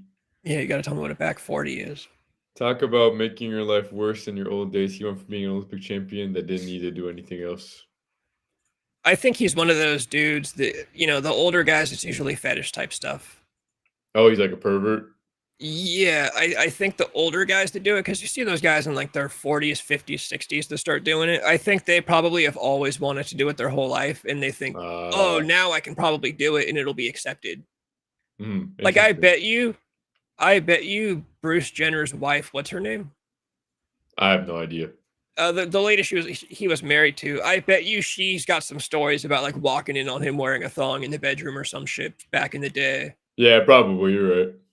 I think that's, you know, there's two types. There's like the older guys that do it and it's like fetish type. And then there's the younger kids that do it. And I think they're kind of a trendy thing is usually the vibe that I get from it. And then there's of course the people that actually are like, you know, they're fully into it. But I think a lot of people, a lot of the younger people do it because they think it's a, you know, it's a trendy thing to do. And Fizz is saying that the Kardashians did it to him. I'd be curious to hear about that conspiracy theory. Also, shout out to fucking chat 100 messages today. Thanks, guys. Oh yeah.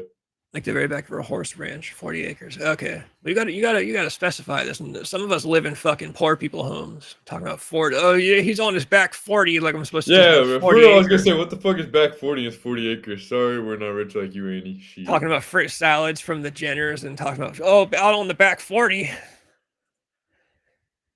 Okay, so you're saying the Kardashians made him do it like just to get it like a popularity thing. That would make sense. I mean, Kim's mom made her a sex tape to make her famous. Yeah, facts, dude. Who knows? Oh, we're lucky Kanye got out of there. You guys remember? I never realized. I remember somebody pointed out Kanye said years ago, if I ever disappear and come back, it's not me.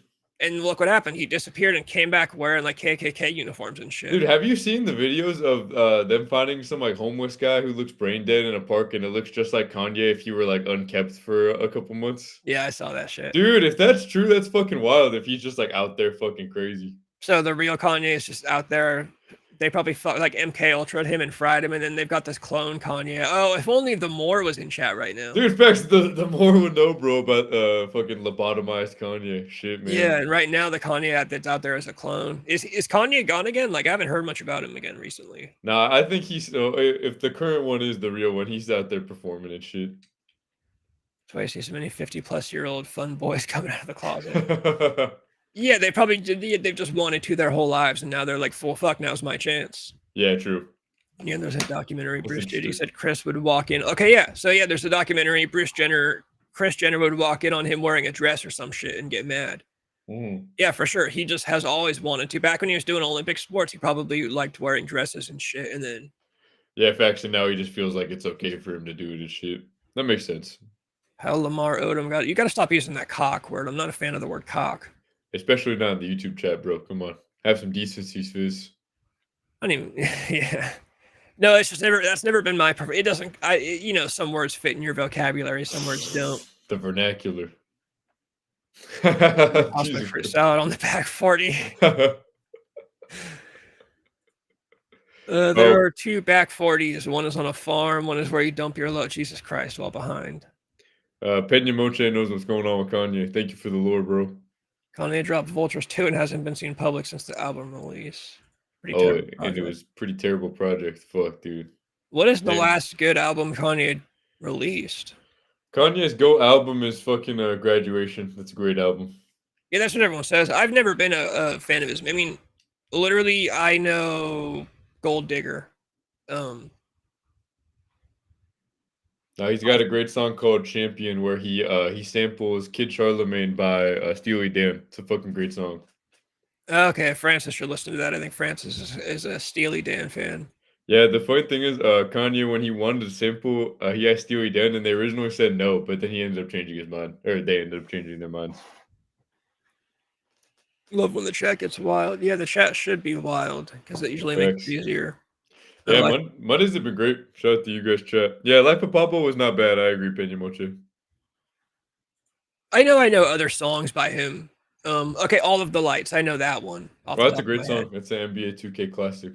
I just remember because when I was a kid, I used to watch every Friday. It was I think it was Friday nights. VH1 would do like their top 10 music videos of the week. And when I was a kid, Gold Digger was #1 for like fucking months. And I was always pissed because I wanted like Green Day or whoever it was at the time to get Green Day. #1, like Fall Out Boy or something. But yeah, Kanye kept winning with Gold Digger. Kids See Ghosts is his last great project. Is that also Kanye? Pardon me. Yeah, Steely Dan's awesome, Francis. I agree. Yeah, Steely Dan is great.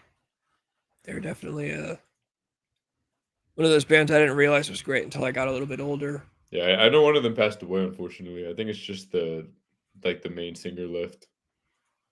Well, like this year? No, within like the past couple years or so, I believe. Okay. Seems like everyone is dying this year for sure. Yeah, I saw you posting Hello Rock Stars and shit are dying this year. Fucking wild. Jesus Walks is a great song. I agree.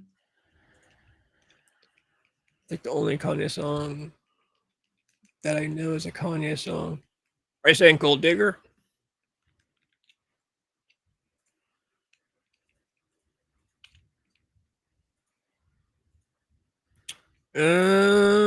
Yeah, no, the bassist of Limp Bizkit died just the other That's who it day. was, yeah. There's another guy too, right? Was like Ace something. Oh yeah, Ace Frehley. Who was that from? Can you remind me? Kiss.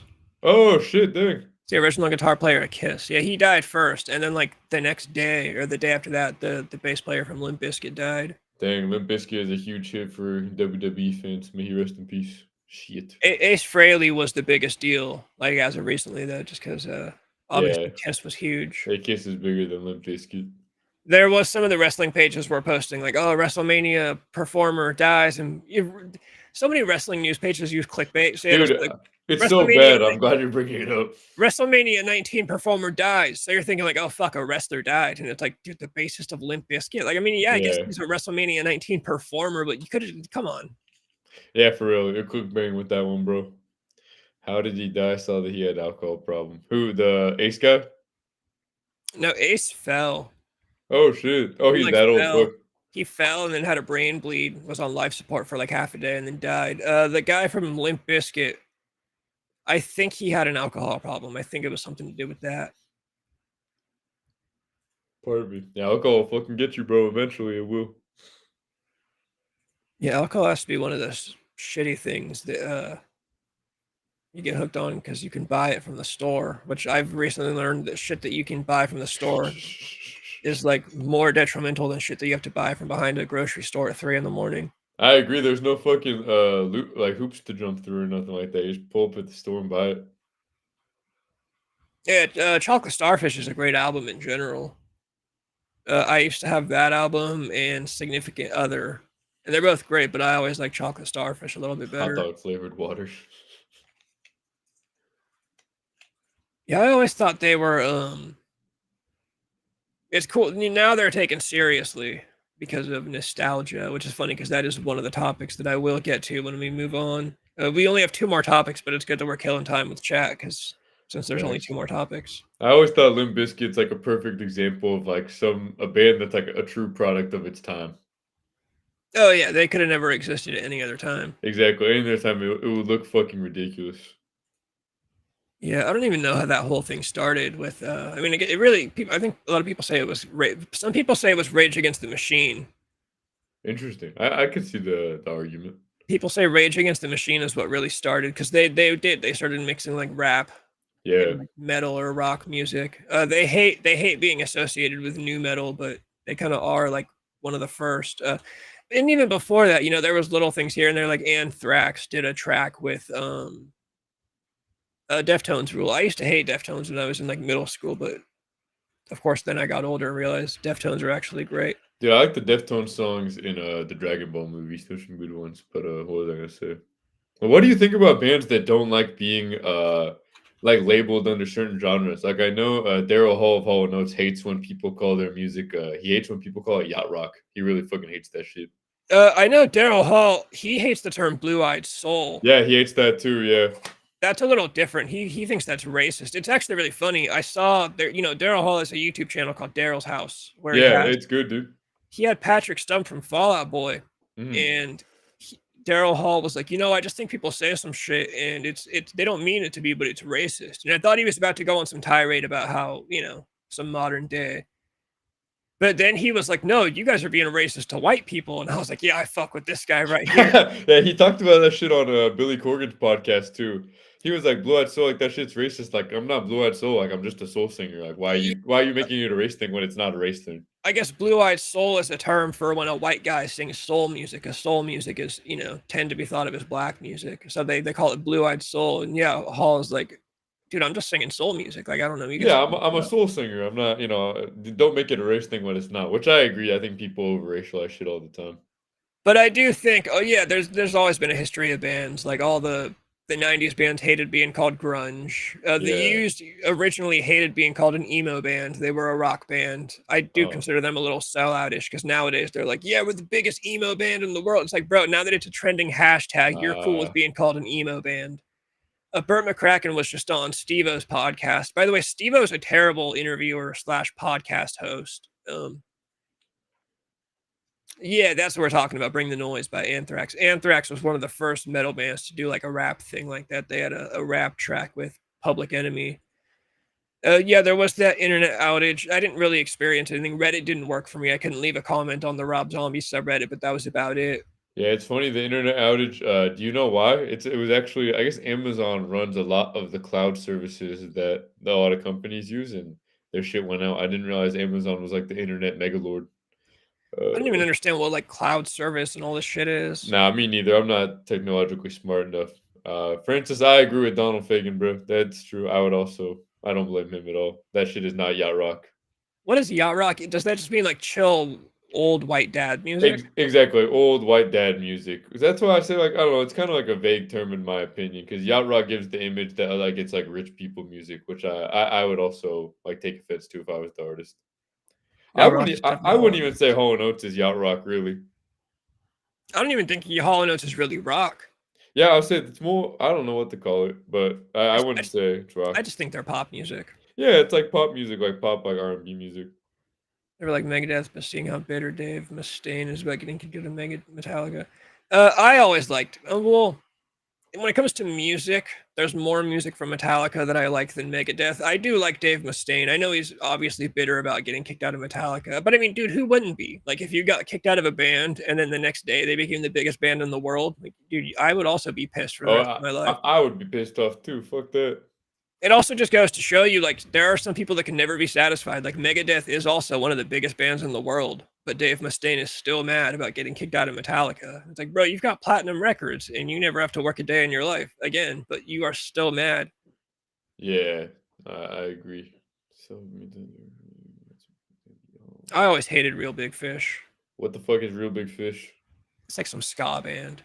Ah, Yeah, Hall Hall and Notes Oates is pop. pop. Yeah, They've got that's some. pop. They've got some songs that I would say, of course, are more soulful or R&B-ish or Yeah, a lot of their not mega hits, I would say, are more soulful. yeah. But the pop shit sounds good on the radio, so it makes sense. Gotta go because I work early. All right, Francis. Peace out, Francis. Good to see you, bro. Strap a GoPro on your chest before you go to work tomorrow and become as big as Moist Critical and start making millions of dollars.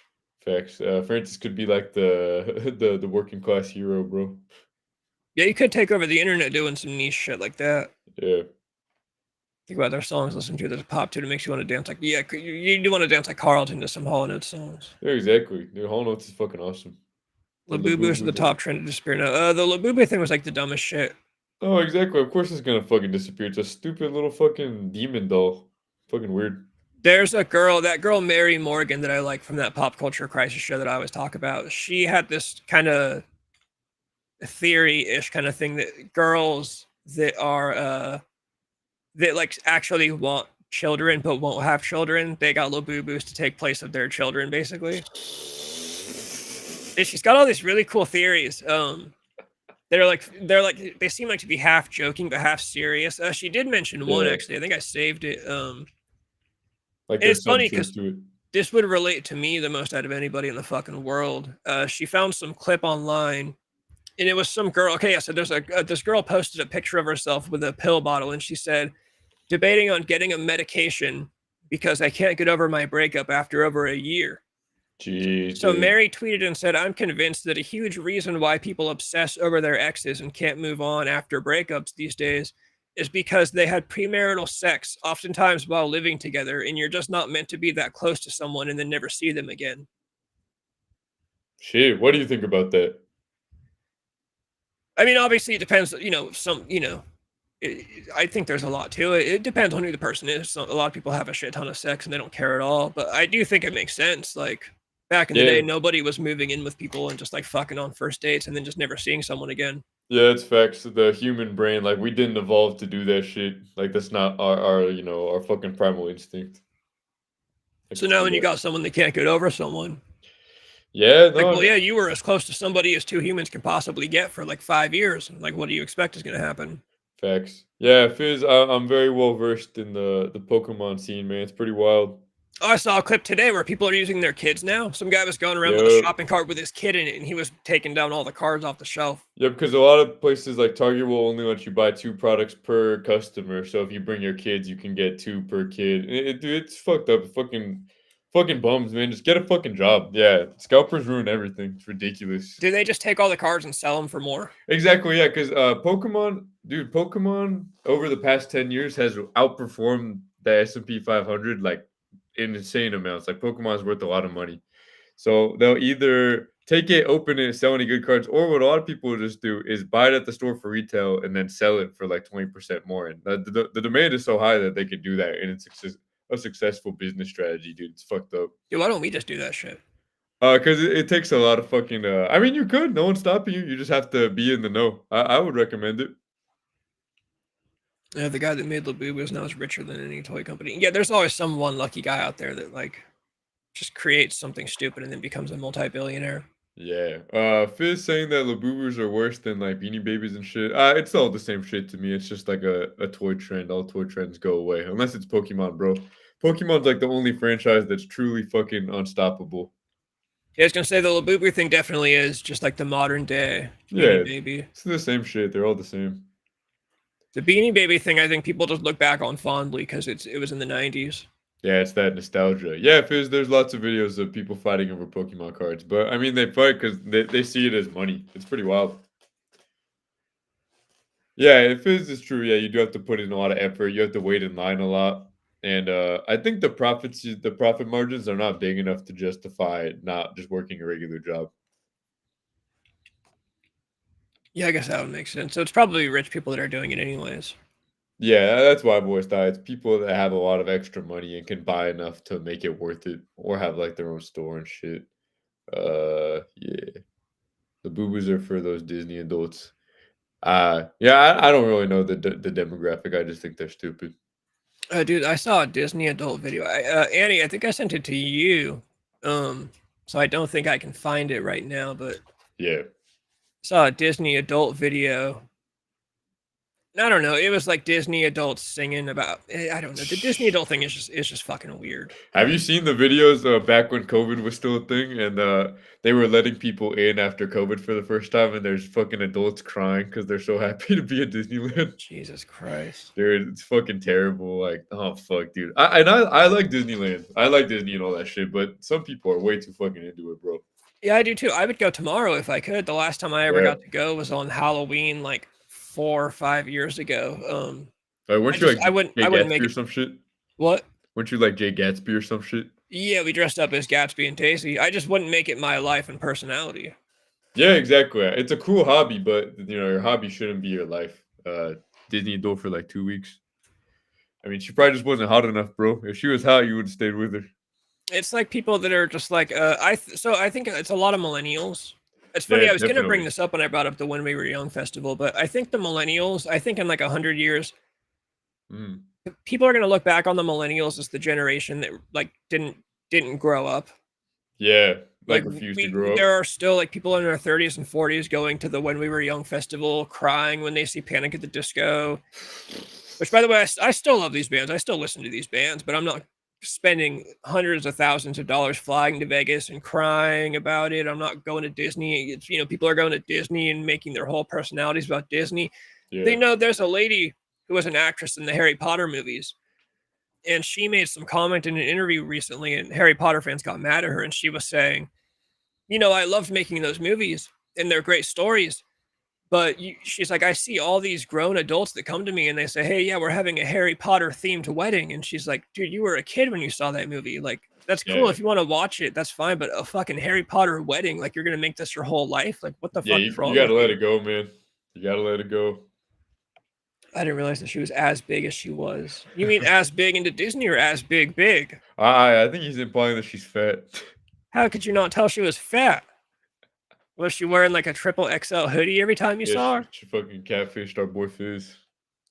I love Tinkerbell as much as the next person, Who but lives to she's know- so big that her Tinkerbell looks like a small child.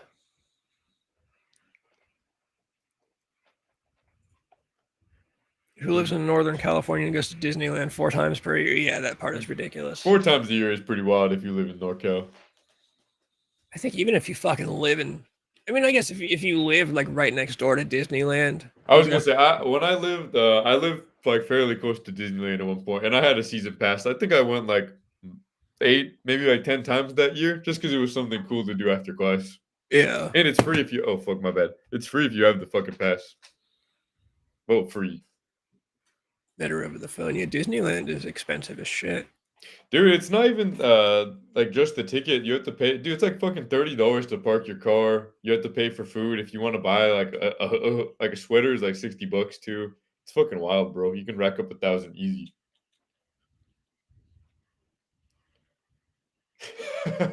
Pena Moche says Disney adults are disgusting. Yeah, Disney adults are just like I don't know, some of the worst people on the planet. And then there's the fat ones too that complain about, they can't get on the rides. And Shout out the plus size park hoppers. yeah, the plus size park hoppers. There was some girl that I saw that explained it really well, and she was like, you guys are like fat and you want to complain and like pretend like you're victims. And she's like, but you got to realize there's like a science to it. Like when a ride is going around this fast around a curve like this, like you being fat could throw the whole fucking ride and kill everybody. Like there's a reason, there's physics involved in this. It's not just because you're fat that they built it this Dude. way. Like there are physics and science involved in a roller coaster. I couldn't agree more. Not only is it not safe for them, but it's not safe for the fucking 5-year-old kid sitting in front of you either, for you to be fucking 400 pounds on a Disneyland ride, bro. Come on. Aquarium of the Pacific has hot girls. I guess we got to check out the Aquarium of the Pacific. I've been to the Monterey Bay Aquarium, and I can't confirm. There's a lot of hot girls that go there. I've been there like when I was a kid, fucking forever ago, but that was it. Parking one was 50. Annie, that's cap. It's not 50, but it is expensive. I agree. And he's probably parking in the back 40 at Disneyland. That's why it's $50 because you're just out there in the back 40. Yeah, Annie's out here. Oh, out here on my back 40. Annie, that's gonna be the new Annie joke every time we're on the stream now. Yeah, is Annie actually secretly out of touch with regular people? She's secretly extremely rich. Is that the case? Those fat bitches are gonna kill somebody one day. I could see like a fat activist like causing some kind of like they guilt trip Disneyland and letting them ride on a ride and a car crashes and someone dies, or they Dude, want to get on an airplane and the plane crashes and everyone has to evacuate, but the fat person, it takes them too long to get off, so other people die behind them. Like, the fat person could result in people dying someday.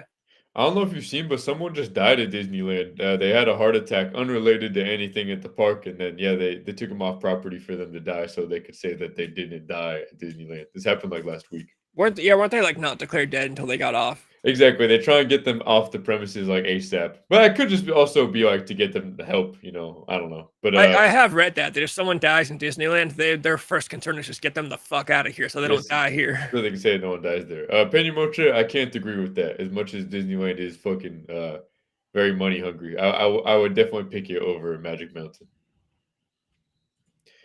Universal's pretty cool too, though. I won't lie. I've always wanted to go to Universal, but I've never gotten to. Dude, you would fucking love it. It's a lot cheaper than Disneyland too. It's fucking sick, especially because you're into like the horror movies and all that. It's cool, man. Yeah, they do a House of 1,000 Corpses deal every Halloween. Yeah, dude, you gotta find a way to get there. You gotta find a way to buy a pack of American Spirits first. Imagine coming down from the Matterhorn, you hit a hard corner, and then all of a sudden you hear a Wilhelm scream as some chonker goes flying off the side. No, facts. Yeah, and the chonker would take you with her is the thing. That's the problem, is that's what they're saying. It's like, dude, the fat person could bring the whole ride with them. Like, it's not just... Exactly. Yeah, oh yeah, it's Haunted Mansion, which is kind of fucking creepy when you think about it, but yeah. Well, it's funny because that ride's, obviously not scary at all. Yeah, that's what they're saying. It's like clearly unrelated to the ride. She had like heart problem, or probably had pre-existing heart problems that she wasn't taking care of. All right, I'm gonna try to squeeze these in while we keep up with chat too. Sure. We were gonna talk about wrestling. Yeah, chat. Let us know what you think about AI used for creative products. Okay, first of all, have you seen the recent pictures of Vince McMahon? Dude, he looks fucking weird. He's got like the weird dyed black spot in the middle, and then everything else is gray. Dude, I think it looks awesome. I think it looks awesome. I don't think. I think he looks like a comic book character now. Like he looks like a fucking Spider-Man news editor guy. He looks like a comic book villain, dude. I think the thing is, there's nothing accidental about this. Facts, yeah. There's no way he like accidentally missed a spot or like didn't mean to, or like it grew out. Like this is totally intentional. Vince looked in the mirror and said, "This is it." Yeah, he thinks that shit looks sick, dude. Vince is like cartoonishly evil, man. It's pretty fucking awesome. That's what's badass. And he's on trial right now for like reckless driving or some shit. Really? Have you ever heard the stories of him driving? No, I haven't heard the driving stories. Dude, Tell me. find Jim Cornette videos of talking about riding in the car with Vince. So Vince is known to drive like 150 miles an hour through towns. Jim Cornette tells the story about how Vince used to have a deal with the car rental places in every state where he was so rich, he had a deal with like Hertz or whatever place rents out cars, where he could pick up the car, they would deliver it to him, and then he could drop it wherever and they would go pick it up. Because Vince was always on the go. So he would just get to the airport and call the place and say, the car's in the parking lot there, go get it. Yeah. But he said Vince would be driving like 130 miles per hour, scraping the razor on his face, shaving, like Jesus Christ, dude. Shoving a dry turkey sandwich in his mouth for fuel. And Jim Cornette says he's like holding on for dear life as the car's going. Yeah, Vince got in a car accident recently and he got a reckless driving charge. So this is him outside the courtroom, I guess. But he looks fucking thrilled. Dude, I think this is so awesome. No, Vince is the man, bro. Look at that style, bro. That's why with the fucking sunglasses really sends it over the top too. Some girl told him this is the look. Yeah, in fact, some like 19-year-old chick that he pays for to hang out with said like, "Oh yeah, this looks sick." Yeah, I agree, Fizz. This is like a decent picture. He looks like relatively healthy. Looks like he's having a great time fighting a reckless driving charge. Dude, Prob- this should Probably, like probably because it's such a low charge, he knows he's going to be fine. He's like, dude, yeah. Well, he this is probably no big enjoys deal. it. It's like now that he's not in wrestling anymore, I'm sure he's finding little shit like that to keep him entertained. Yeah, he's got to have hobbies. Yeah, reckless driving. All right, so the main part though was that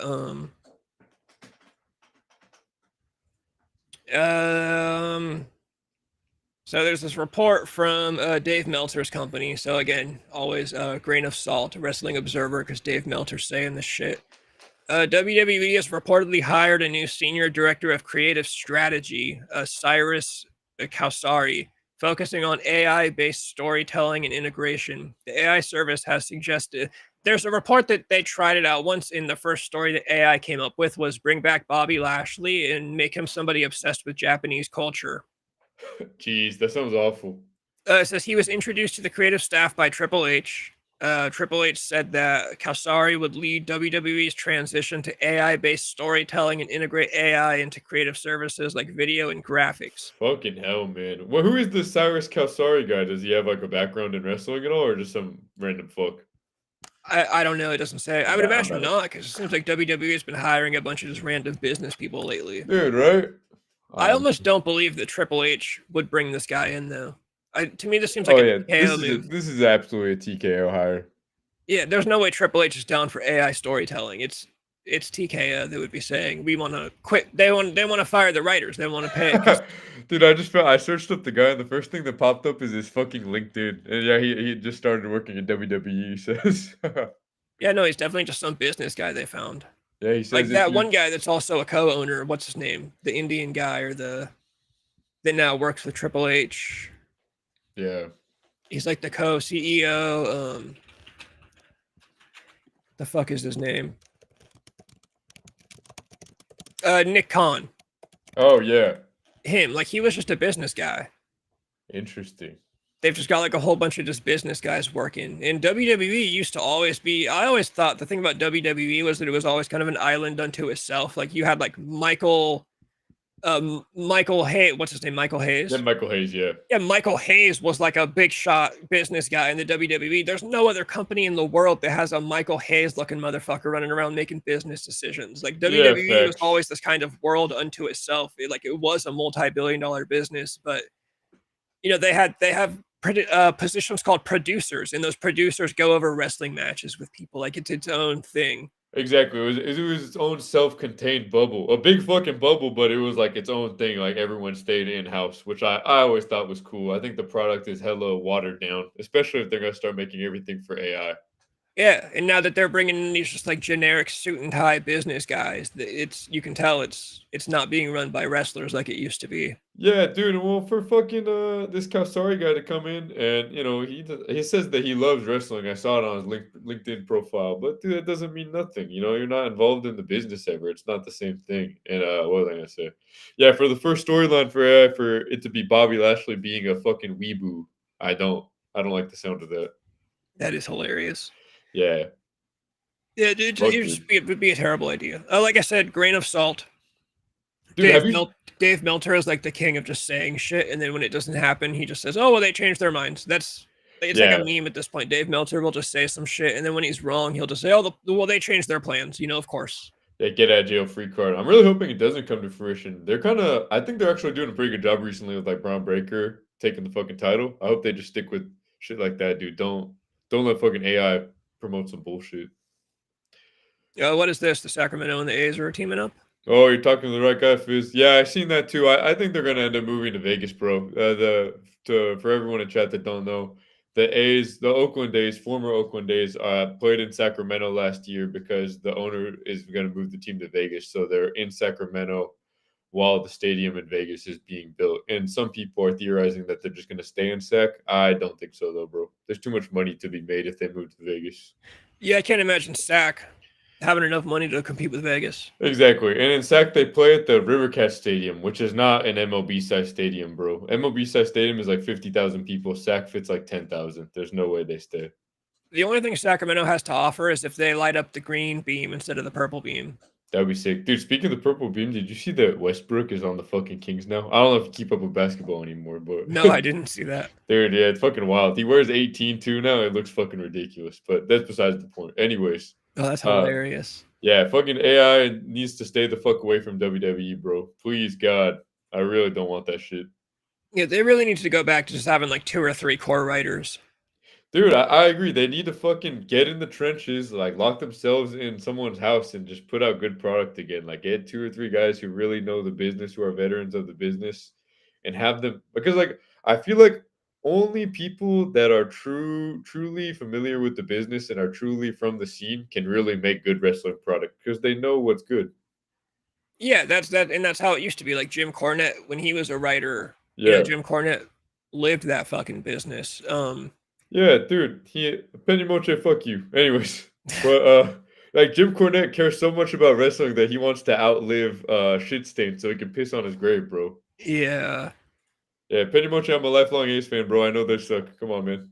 Yeah, no, that's what I was saying, Pini Munch. Sacramento has nothing to. I was joking about the beam. I make fun of the beam when I was saying all they have to offer is turning the beam green for them. It's not like that's actually going to compete with Vegas.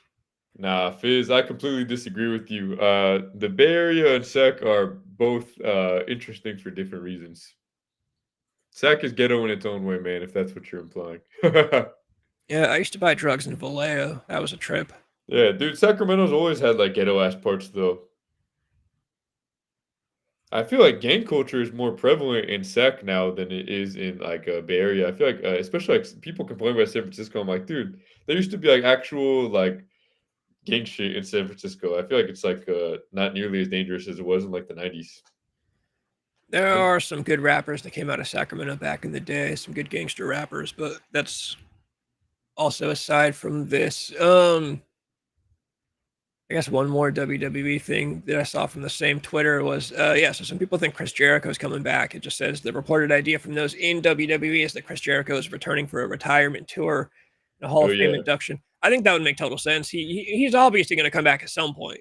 Yeah, not only would it make total sense, I think it's the best move for him and WWE. I think he squeezed all out of AEW that he can get. You know, he's the first champion. He's done like fucking 40 different gimmicks. I think him wrapping it up with WWE would be cool.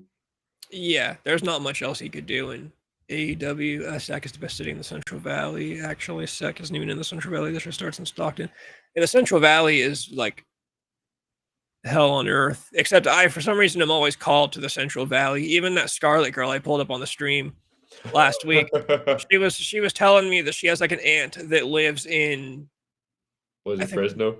It was like Modesto or Oh, dude. Lodi, one of those places where she's like, "Oh yeah, if I ever go there, I'll hit you up and we can hang out or something." And Dude, the Central Valley is actually hell on earth. It's all- fucking so shitty there.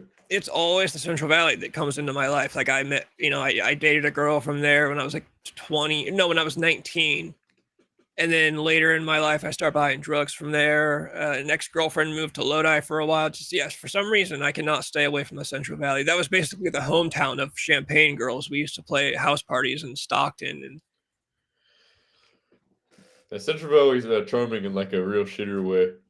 Fizz, you're partially right. It is that's just a California problem in general. Too many rich people buying up the property, and then regular people can't afford houses anymore. It's just a problem in the country in general right now. But I hope Jericho comes back just so we can get some decent creative story behind him. I mean, not that WWE has been great with. Obviously, we just talked about they might be using AI for storylines, but yeah, it's better than AEW. I also think that there's more there's cooler opponents for a retirement tour in WWE than there is in AEW. Like a Jericho Randy Orton match would be cool. Not that they're rivals or nothing, but they're both like goats of the business. So yeah, no matter what, he's definitely coming back. Like he's going into the Hall of Fame at some point. not for sure. What do you think about Edge potentially coming back? I think he should. I would like to see Edge as Cena's last opponent. Dude, facts. I saw 2 guys arguing about it, and I totally agree with one of them. He was saying that Edge is Cena's greatest rival. I think that's not even an argument. I think Edge is his best rival by far. I think so too. That was like the rivalry of my childhood. It was that, and then Batista was feuding with. Actually, Batista never even had a big feud when I was a kid. I know he feuded with Triple H, but when I was a kid, he was feuding with like Booker T, King Booker, and then The Undertaker. I was gonna say the Undertaker Batista matches are the ones that I remember the best. I always thought those were sick. They have a super underrated WrestleMania match. Dude, facts. But yeah, Jericho should come back. Cena's greatest opponent is Edge. Some people will argue it was CM Punk, and I still think Edge. WWE really wanted it to be Randy Orton for a while. I remember that, yeah. They really wanted that to be like John Cena's biggest feud, but it was the argument to me is between Edge and Punk. Like I'll accept if people think it's Punk, but I always say Edge because Edge was just like a perfect, like shitty bad guy for him. Edge Dude, exactly, just like a fucking shameless ass bad guy. And Cena's like would just super soldier. cheat at any moment he could, completely shameless. And John Cena was rolling around in the hustle, loyalty, respect shirt that I used to have one of actually. I didn't know you had a Cena shirt. That's fucking funny. I wonder what I should ask Mom what I did with that. Yeah, I had a hustle, loyalty, respect shirt. She probably sold it at a garage sale. I had a big rule when I was a kid, even when I was that young. So like I always liked Jeff Hardy, but all of Jeff Hardy's merch had like a picture of Jeff Hardy on it. And as a kid, I was like, it's hella gay to wear shirts with another man on it. So like a picture of him on it. So I liked the Cena shirt because it didn't have John Cena on it. It just said hustle, loyalty, respect. That's cute. So yeah, so I even today I will like I've got Rob Zombie shirts, but the Rob Zombie picture is like an art cartoon style or a depending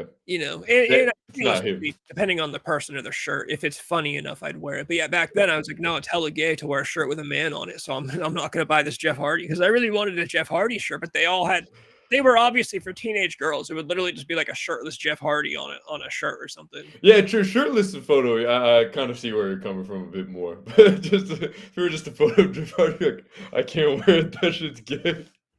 There was one where he wasn't even shirtless. It was literally just Jeff Hardy in his wrestling gear, and I'm like, no, that shit's gay. Like, I could totally see you pulling up to like 6th grade with that shirt, and your friend whose name starts with a K calling you gay for wearing it. So I think I see where you're coming from. He definitely, yeah, absolutely. To decipher a law they prohibit illegal drug users from owning guns as a violation of the Second Amendment. What is that true? I would say it is because that means they have to self-report that they're drug users, and that's like I think that's like another amendment or some kind of law where you can't force people to like confess to certain types of crimes. I don't know. What do you think about that? I think it'd be ridiculous because what are you gonna do? Like you're gonna force somebody to divulge that they're on drugs? Like people are just gonna lie. And then they'd have to start drug testing. I was gonna say they'd have to go from like house to house like they do for the census, and if you have a gun, they're gonna fucking And they'd have to drug test people that buy guns, and people will start buying guns illegally. No, exactly. No one's gonna piss in a cup for a gun. Yeah. Yeah, I agree. They'll probably dismiss that case. I don't know how the fuck. Yeah, there's no way to enforce it exactly. Yeah, Fifth Amendment, you just plead the Fifth. Dude, I remember I used to pull that shit so much when I first learned what that is. If I didn't ever want to answer something, like a friend in my class, I plead the fucking Fifth, bro. It's a goated amendment. Yeah. Yeah, I don't know. The AI thing would be terrible. I don't know. Maybe it can't get any worse than it is now, but hopefully Jericho does come back, and hopefully they don't use AI for storytelling. They should just, it should just be Triple H and like one or two other guys. I agree, dude. I actually think that up until recently, I was thinking that WWE is not going to make it past the next decade, just because all of the goated dudes are old, and they're going to retire and shit. But I think seeing the way they built up Braun Breaker, and now they're finally starting to like cash in on that buildup they gave for him. I think they could do it for other people too. I think Braun Breaker and Dom Mysterio are both really good young dudes that could carry the business. I think they might not make it because TKL will sell them to Saudi Arabia or some shit. Yeah, it's true. They probably won't survive past that. I do think, throughout my life, I always thought we'll never see a WWE that's not owned by Vince McMahon. But now I'm almost like I might live a life where WWE like ends or like goes out of business or is sold to some other country or some Yeah, even now, being owned by TKO to me is crazy. Like me in 5th grade, you said there's going to be a WWE without Vince and without Stephanie and without Shane. I'd be like, no fucking way. Yeah, facts. Well, and soon Triple H is going to get kicked out too. So who knows? But yeah, I think once he's kicked out, I think that's when we'll truly see like the fall, and then hopefully something else can be created that can. Him and Bruce Pritchard are like the last like wrestler guys there. Like I said, it's Nick Khan who's like running the show, and he's not a wrestler. And now there's this new creative guy reportedly, and he's not a wrestling guy. Like it's all business guys. And Dude, It sounds like exactly. now a bunch of TKO guys who are UFC guys, like people that have no idea what pro wrestling is about, are running it. Dude, I swear, fucking private equity and all that shit ruins every business it touches. Like, every good food chain that you hear starts off hella sick, and then private equity comes, makes a hella money, but then the product goes way downhill. I feel the same way about WWE. Yeah, that would make Fucked sense. up. Because they don't actually care about the product. They only care about fucking making money. Yeah, Fizz is typing quite the essay in chat. Yeah, Fizz, Jesus. Monday, Supreme Court agreed to examine it. I like how Fizz will just say shit. Like, we're talking about wrestling, and he's just like, yeah, they're testing for buying drugs or buying guns on drugs. Yeah, man in Texas is using marijuana. Fizz, why do you care, man? No offense. Felony for having a gun in his home and allegedly admitting being a regular marijuana user. You know what? I'll make an exception there. If you smoke pot, we should take your guns away. I was just gonna say, actually, those are the fucking guns we need to take away. If you're a bro. fat, dopey, dumpy fucking pothead, we should get your guns taken away. Yeah, well, what are you gonna use your gun for if you're a fucking fat ass stoner chilling on your couch all day? What the fuck do you need a gun for? You're gonna shoot your fucking bowl. You're gonna light your fucking dope with the heat off your barrel. Yeah, Some stupid bullshit. fat fucking stoners. So yeah, you can't rescind the Second Amendment because I'm a dual citizen. What? What the fuck are you talking about? Are you trying to get me to say some racist shit on the stream? I must have missed some shit. Where did that come from? Oh, okay. Now I see. Ali, who is a joint citizen in the U.S. and Pakistan, was accused of having 60 grams of marijuana, nearly 4 grams of cocaine, and a Glock 9 during an FBI search of his home. Well, marijuana is legal, so who gives a fuck? But Yeah, but I having agree. 60 grams, I think, is a little different. Yeah, well, and still take his gun away though. If you're a pot smoker, man, you need to Listen to your WWE conversation. I just have no comments regarding it. That is a good point. Yeah, Fizz, you should watch WWE, bro. Actually, no, it's actually good because it keeps chat active at least. Yeah, how do we go from Benjamin? I fucking agree, bro. It's Fizz keeping chat, the algorithm active. Actually, that is a good job. While we're talking about random shit, he keeps the algorithm active in chat. Yeah, Fizz keeps the party going. Hell yeah, and he's a very I guess he says he's just paying attention to the news. He's well informed, bro. That would be my one take. They can't take away guns from people who are drug users unless the drug is pot. If they're a fat loser, dumper ass pothead, take their guns away. I don't give a fuck. Yeah, I agree, dude. Fucking potheads. Dude, potheads shouldn't even be considered full citizens. You should lose a portion of your citizenship if you smoke weed. They should deport potheads, actually. That's who I should be going after. I agree, dude. They should send out ICE, smell, just track down the scent with your nose, smell the pot, take all the potheads, send them to other countries, send them to alligator Alcatraz. Don't even send them to the Alcatraz, just send them to the alligators for all I care. Facts. Send them to the Florida swamps. Fuck it, dude. I agree, dude. If you smell like marijuana, I need them to start banning access to public places. If you show up to Disneyland and you smell like weed, you need to be arrested. That is something that should happen. People should not be allowed in public buildings that smell like. I hate that shit. When you're Facts. dude, when I used to work in an AT&T store, and it was just a small building with just me working. So somebody would come in smelling like pot, and then they would leave, and then another customer would come in. So now it looks like I'm smelling. Yeah, you look like the stoner AT&T guy. Yeah. And I looked like a stoner at the time. I had long hair. It was terrible. I'm like, dude, this is fucking ridiculous. Hey, making me look bad. Shit, man.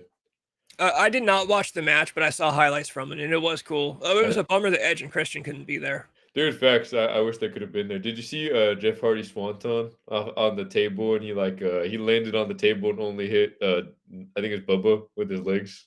No.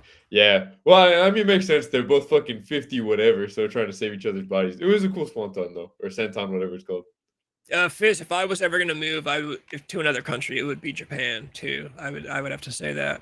Hey, And I don't even think that's true. I think you can smoke like one bowl in your car and it'll smell like pot. Look at the stoner cope already. As soon as we start talking shit, Fizz is like, oh, actually, it takes a lot more than a little bit to smell like weed. Yeah, shut the fuck up, you coping stoner. Also, if you got deported to Japan, dude, they're throwing your ass in jail forever if you smoke weed in Japan. So don't get the wrong idea, bro. Fizz, are you a pothead? I don't think Fizz is a pothead. Dude, look how he's talking. This man is a coping stoner if I've ever seen one. He's coping hella hard. There's no way Fizz is smoking weed every night. No, I'm telling you, Fizz, confirm in chat. I can tell he's a pothead, bro. I can sense it. This is just Fizz trying to say some smart shit, being like, you got to smoke a lot of weed to smell like, dude. No, he's a stoner, bro. He goes to his local Dude, dispensary out in Sac. I know that you hit like one bowl in a car and you reek of pot. Yeah. Oh, dude, Penny Mocha, Singapore looks fucking awesome. I agree. Hella clean, hella convenient. Everything's cool. I told you, bro. Fucking look. I told you. No. No one copes harder than a fucking stoner, bro. No one. I told you. I told you, bro. I knew it. No, wait. This is why. This explains everything. This is why we're talking about wrestling, and Fizz is talking about people buying guns, smoking. Fizz is just high, talking about shit that he saw on the news earlier. Dude, I fucking knew it. That's Oh funny, no. You're disappointed to find out he's a stoner. No, but I do love talking shit about people that smoke weed. Oh, that's awesome. Who smokes in the car in 2025? Looks around. I guess that is true. People aren't smoking weed in the car anymore. Back in the day, I used to always smoke in the car. I got a buddy that would get me to smoke like in public. He actually taught me a very important life lesson. We one time like went to a park. We were gonna smoke a bowl, and I was sitting there looking around, like, oh, dude, there's people over there and there's people over there. And he gave me this not like philosophical, but kind of like he was like a teacher moment. He was like, brother, look at these people around you. Are they paying attention to you? And I'm like, what do you mean? And he's like, do you pay attention to people when you're just walking through the park? And I'm like, no, not really. I'm kind of just in my own world. He's like, there you go. Everyone else is just in their own world. And then I'm like, okay. So we just started smoking this bowl in the middle of the park. And I'm sure everybody was staring at us because we fucking are smoking pot in the middle of the park. He's your fucking mentor. Which friend is this? This is my old buddy Nate. Oh shit, okay. But we used to go to youth group together, and then he became a big stoner. But we used to That's play music together. We played music in the cemetery in the middle of the night one time. That's creepy. Yeah, brother, look around. That is philosophical. I'm not talking about shit. I am reading while listening to you guys talk about. No, Fizz, you're good, bro. We like you talking in chat, no matter what it's about, bro. Keep it going. No, I didn't say you were ignoring us, and it actually would be funny if you were ignoring us. I was joking and saying that you're since you're smoking weed, you're like on a tangent, like on a different level or a different field than we are right now. Okay, another topic real quick, I guess, just a hard segue into this. Fizz, keep bringing up whatever. Yeah. Yeah, the When We Were Young festival happened just in Vegas over the weekend. I don't have much to say about, I guess, the festival itself. It's basically just the nostalgia fest. Yeah. The lineup this year was Panic at the Disco, Blink-182. I'm not going to read all of them, but Panic at the Disco, Blink-182, Avril Lavigne, All Time Low, The Used, Mayday Parade, Boys Like Girls, The Cab, The Starting Line, Simple Plan, Taking Back Sunday. Never Shout Never was booked, but he dropped off, which was a huge bummer. Let Live. I mean, this is basically like my iPod in high school. And I remember the first year this thing started, the When We Were Young festival a couple of years ago, people didn't believe it was real. They thought it was fake because it looked too good to be true. Damn. I'm just tired of this shit. I would never go to one of these things. You will look at the highlights on Instagram. It's just all these, it's people my age. It's all these people in their 30s and 40s. They're all fat. They're all married to fat chicks that have their hair dyed green and blue. And they're clearly just refusing to grow up. It's like, bro, I still listen to this shit too. I still listen to Panic at the Disco, but like I listen to it in my car on the way to the gas station. I don't listen to it and like make it my fucking life still. I don't know. I really do think in like 100 years, people will look back on millennials as the generation that refused to grow up. Like something happened. And I actually have a theory. Let's hear it. So, any drug addiction counselor will tell you about how whatever age you are when you become addicted to a drug is the age that you kind of mentally and emotionally stop maturing. What about internet addiction?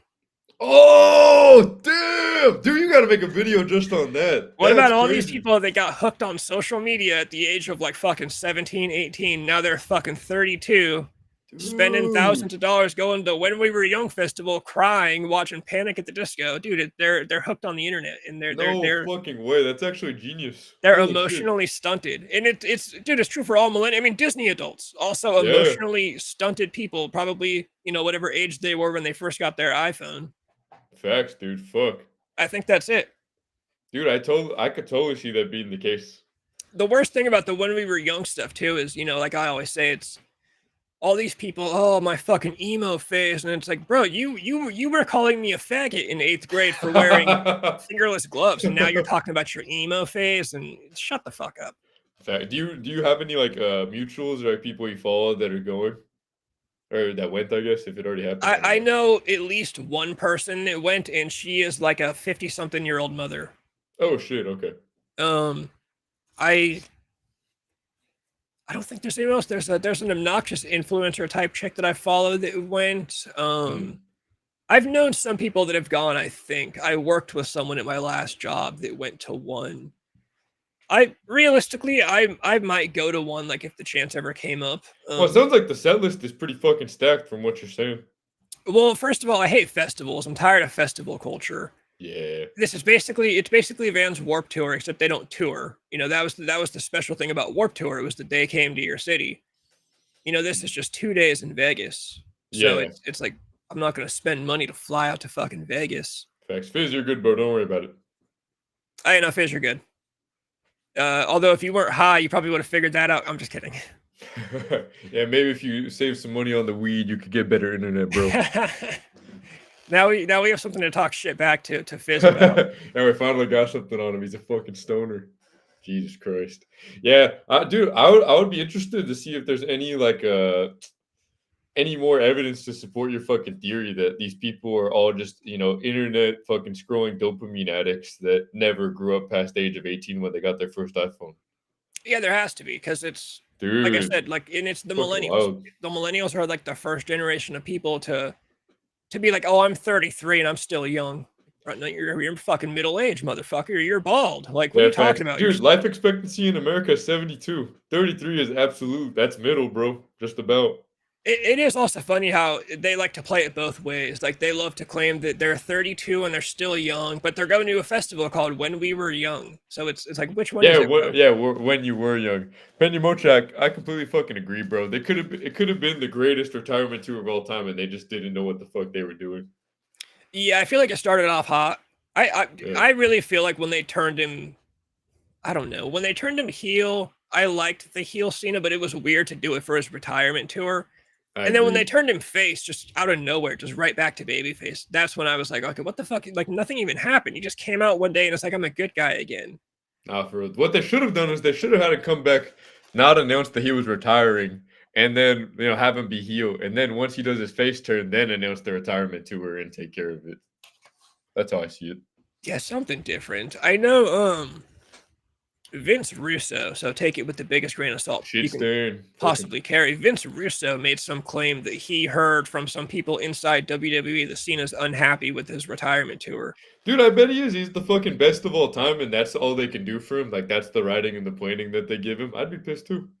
I almost don't believe it just because Cena's such a company guy that I feel like, you know, WWE could drop a shit on his chest and he'd be like, I love this company. This company is the best. Like, you know, Nah, he's one but of those guys. He's a Vince guy, though, I think, more than anything. I think Vince not being involved in it probably does leave like a sour taste in his mouth.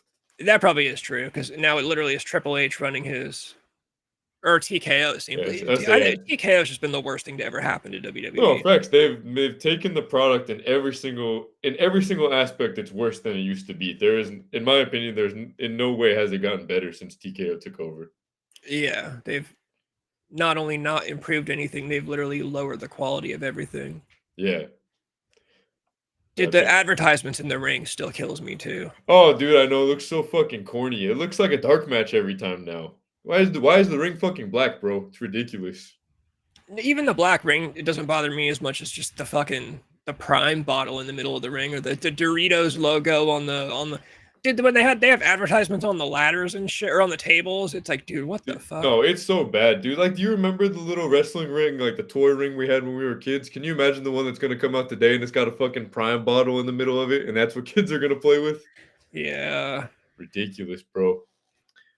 Siema would say, I love V. Oh. He says he's trying to say he's high, so he can't spell right now, but he's trying to say Cena would say, I love Vince, I'm Chinese if it helped WWE. Oh yeah, Cena apologizing for acknowledging the country in Chinese was hilarious. Yeah. I forget what the country was, but that was a funny memeable moment when he basically apologized in Chinese. Dude, seeing John Cena speak Chinese is like the funniest trip of all time. It makes sense. If anybody in the world's going to speak Chinese, it's going to be John Cena. Like he just read a book one day and like learned Chinese perfectly, I'm sure. Dude, John Cena's so fucking cool, man. I saw some comments. There was somebody, I saw a video. It was like one of John Cena's rap songs from back in the day. And people were commenting. They're like, bro, nobody's ready for the conversation about how if John Cena pursued a rap career, bro, he'd be a top 10 rapper. And I'm like, dude, facts. Like, people, didn't his album go platinum or some shit? It sold like 300,000 units. He was like one of those naturally good rappers, like one of those like I read the dictionary when I was a kid, like some Eminem type shit, and it was just like a good rhymer. Oh, if it was enjoy your dog walk, I'm just trolling you, bro. But yeah, no, John Cena's like one of those natural, just like those natural dudes who can figure anything out. I almost find it like it's so hard for me to believe that at one point they were gonna cut him because he wasn't like, you know, he wasn't cutting it as like the prototype or whatever they called him. Well, the prototype was gay as fuck. No, it's facts. And then when they let him do his own thing, then it's like, okay, now he's got a character. If you just let him be himself and do his thing. Yeah, the prototype was one of those terrible examples of, you know, all those gimmicks that they thought of. They're stupid. Like, bro, this guy's like a robot from like Blade Runner. It's just like it's fucking he's like the Terminator. Yeah, dude, have you ever seen Batista's early gimmick as the Leviathan or whatever it's called? Yeah, with the chain around his neck or some shit. Yeah, and then he's with Reverend Devon. Oh yeah, Deacon Batista. Oh yeah, that's what it was. I think he was Leviathan in what's that shit called? Jim Cornette ran OVW. OVW. Yeah. Batista was Leviathan. And then they brought him up to WWE, and he was Deacon Batista. Yeah, they really have had some terrible ideas throughout the years for like Stone Cold being the ringmaster and Triple H being a French guy. I think didn't I start in WCW though, or did I start in WWE? I think it was WCW. I can't remember though. But they brought it over to WWE anyways. Yeah, no, I think it's cool and it shows how talented some of the dudes are that they can come back. Because like think about like Batista and John Cena both had like horrible gimmicks, but they still like, you know, Vince and, you know, they all worked together to make something out of it, and they ended up being hella big stars. Yeah. Yeah, as soon as they let him off the leash of terrible gimmicks. Yeah. The Undertaker's like the luckiest gimmick of all time, just because if anybody else got that gimmick, it would have been terrible. No, facts, dude. You think about it, only he could really make that shit work for as long as he did. Yeah. Yeah, I don't know. TKO's terrible. When we were young, Fest is a little bit cringe. No, facts. Are you young now, or were you young back then? I don't know. And then I'm sure they'll announce the lineup. They always announce the next year's lineup like pretty soon after. So I'm sure I'll get the next year's lineup sometime pretty soon. Yeah, I don't know. And it's basically the modern day Warped Tour, which was always cool. Warped Tour was cool, but I'm mostly just tired of the nostalgia marketing. Like I'm tired of like having your childhood marketed back to you. It's like, bro, I know these bands are cool. Like, I don't need you to tell me that they're cool. I also don't need you to tell me that I'm old every time I go online. No, facts. You know what you should do? What would be like a great DAC TV video? You should find a way to make it When We're Young Festival next year and go interview people and just press them hella hard. I would like to go harass people at one of these festivals. Dude, it'd be fucking awesome. Like, are you middle-aged? Like, how old are you? When are you going to grow the fuck up? I think that would be a great video. Like, yeah, why is your girlfriend fat and why does she have blue hair? Yeah, it's I would go to one of these things. Like I said, if I was like fucking rich and I could just like fly out to Vegas whenever I wanted to and go to like music festivals and shit. Yeah. I don't even know how these people like afford to do this shit. You know, everything there's like fucking $30 for a bottle of water and shit too, I'm sure. Dude, they put it all on their Klarna. Payments on the shit. It's all on Klarna. Oh yeah, here we go. General admission is $425. What the fuck? Dude, that's not including taxes and shit. That's fucking wild. Ticket and hotel packages start at $577. VIP starts at $700. Jesus Christ, bro.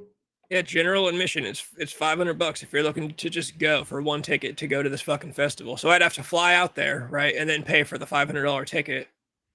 Yeah, people are paying thousands of dollars to go see bands that they listened to in high school. That's fucking wild. But a lot of them are old now and don't, right? A lot of them are old and don't sound the same. They sound bad. Yeah. Some of them do still sound good. Like Brendan Urie from Panic at the Disco did sound really good. Although it was a Panic at the Disco show, but Brendan Urie was the only guy there. That was kind of one of the things that happened. Oh, interesting. You know, I don't want to pay $500 to go see Weezer. I might have paid $500, you know, when Weezer was cool, but yeah, not in 2025, bro. And a lot, like I said, a lot of the bands still sound good. Like Craig Owens from Chiodos actually still sounds really good. The Main is like still around and kicking. A lot of these bands are still active. Yeah, it's just I'm not gonna pay $500 for this shit. Like I listen to it in my car, like I always used to, and that's fine. And there's just this whole thing now, like the nostalgia trend is just way too big of a deal. Like just yeah, spend $500 to come see all the bands that used to be on your iPod. Facts. It's like, dude, I used to see those bands for like $20. I mean, literally, Warped Tour tickets were $20 back in the day, and you saw all these bands. That's crazy. I didn't know it was only $20. It was somewhere between like 20 and 40-ish. I mean, even if it were 100, that's still way less than fucking $425. Yeah, and it was literally all these bands, and they toured around the country. They didn't just play 2 days. You know, I'm Yeah. tired of the festivals. I hate the festivals where it's like, oh, here's 400 bands playing in one day. Oh, all your favorite bands are playing at the same time. Well, that sucks. You know, you got to figure it out. Damn. Yeah, Weezer during the Blue album. Yeah, and then now, yeah, exactly. People, but they're like, I talked about it last week. Though, like, there are fans that will pretend like, you know, these bands still sound the exact same. It's like, no, they don't sound the same at all. Is this true? Weezer sucks after Pinkerton? Which one is Pinkerton? I'm not a huge Weezer fan. There's like a small handful of Weezer songs that I like. I like Hash Pipe. I like We Are All on Drugs.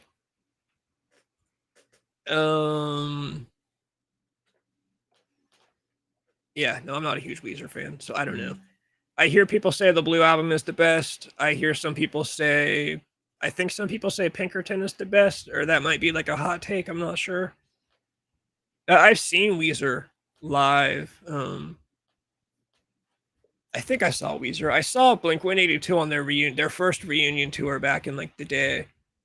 And I saw them with Taking Back Sunday, I think I saw them with. And Weezer might have played there too. I think it was Weezer. Yeah, Pinkerton was the last good album. Yeah, no, I don't know. You know, there's a conspiracy theory that the singer of Weezer is Kurt Cobain. Yeah, there's a conspiracy theory. Is there any that, legs to that or not? No. Oh, okay. There's some dates that line up, like Kurt's death, and then like the first tour that Weezer ever went on, stuff like that. It kind of lines up. The theory is that Kurt it makes no sense because the theory is that Kurt got so tired of being famous that he then went and became the singer of Weezer, and it's like, bro, Weezer also was like hugely famous. Yeah. But I guess you could argue Weezer was not as famous as Nirvana. So I mean, there's that, but they were still fucking famous. Yeah, true. And they do look a little like, if you look at Kurt in the Nevermind era when he was wearing like the bowl cut and the glasses, you can say he looks a little Weezer-ish, but no, there's no real likes to that. I think it's a very small amount of people that believe that, and they're probably halfway joking. That's a fucking funny ass theory. I didn't know about that. Yeah, it's been around for a long time, I think. The Kurt Cobain stuff gets ridiculous with these fucking people and the Courtney Love and Courtney Love killing Kurt and Kurt's the singer of Weezer, and now there's this new guy on the scene with one arm. It's shit's crazy. Yeah, facts. I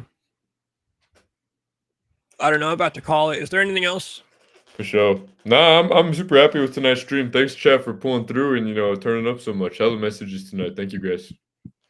Do the last of you guys have anything to get off your chest real quick? I think there's like 3 people on YouTube.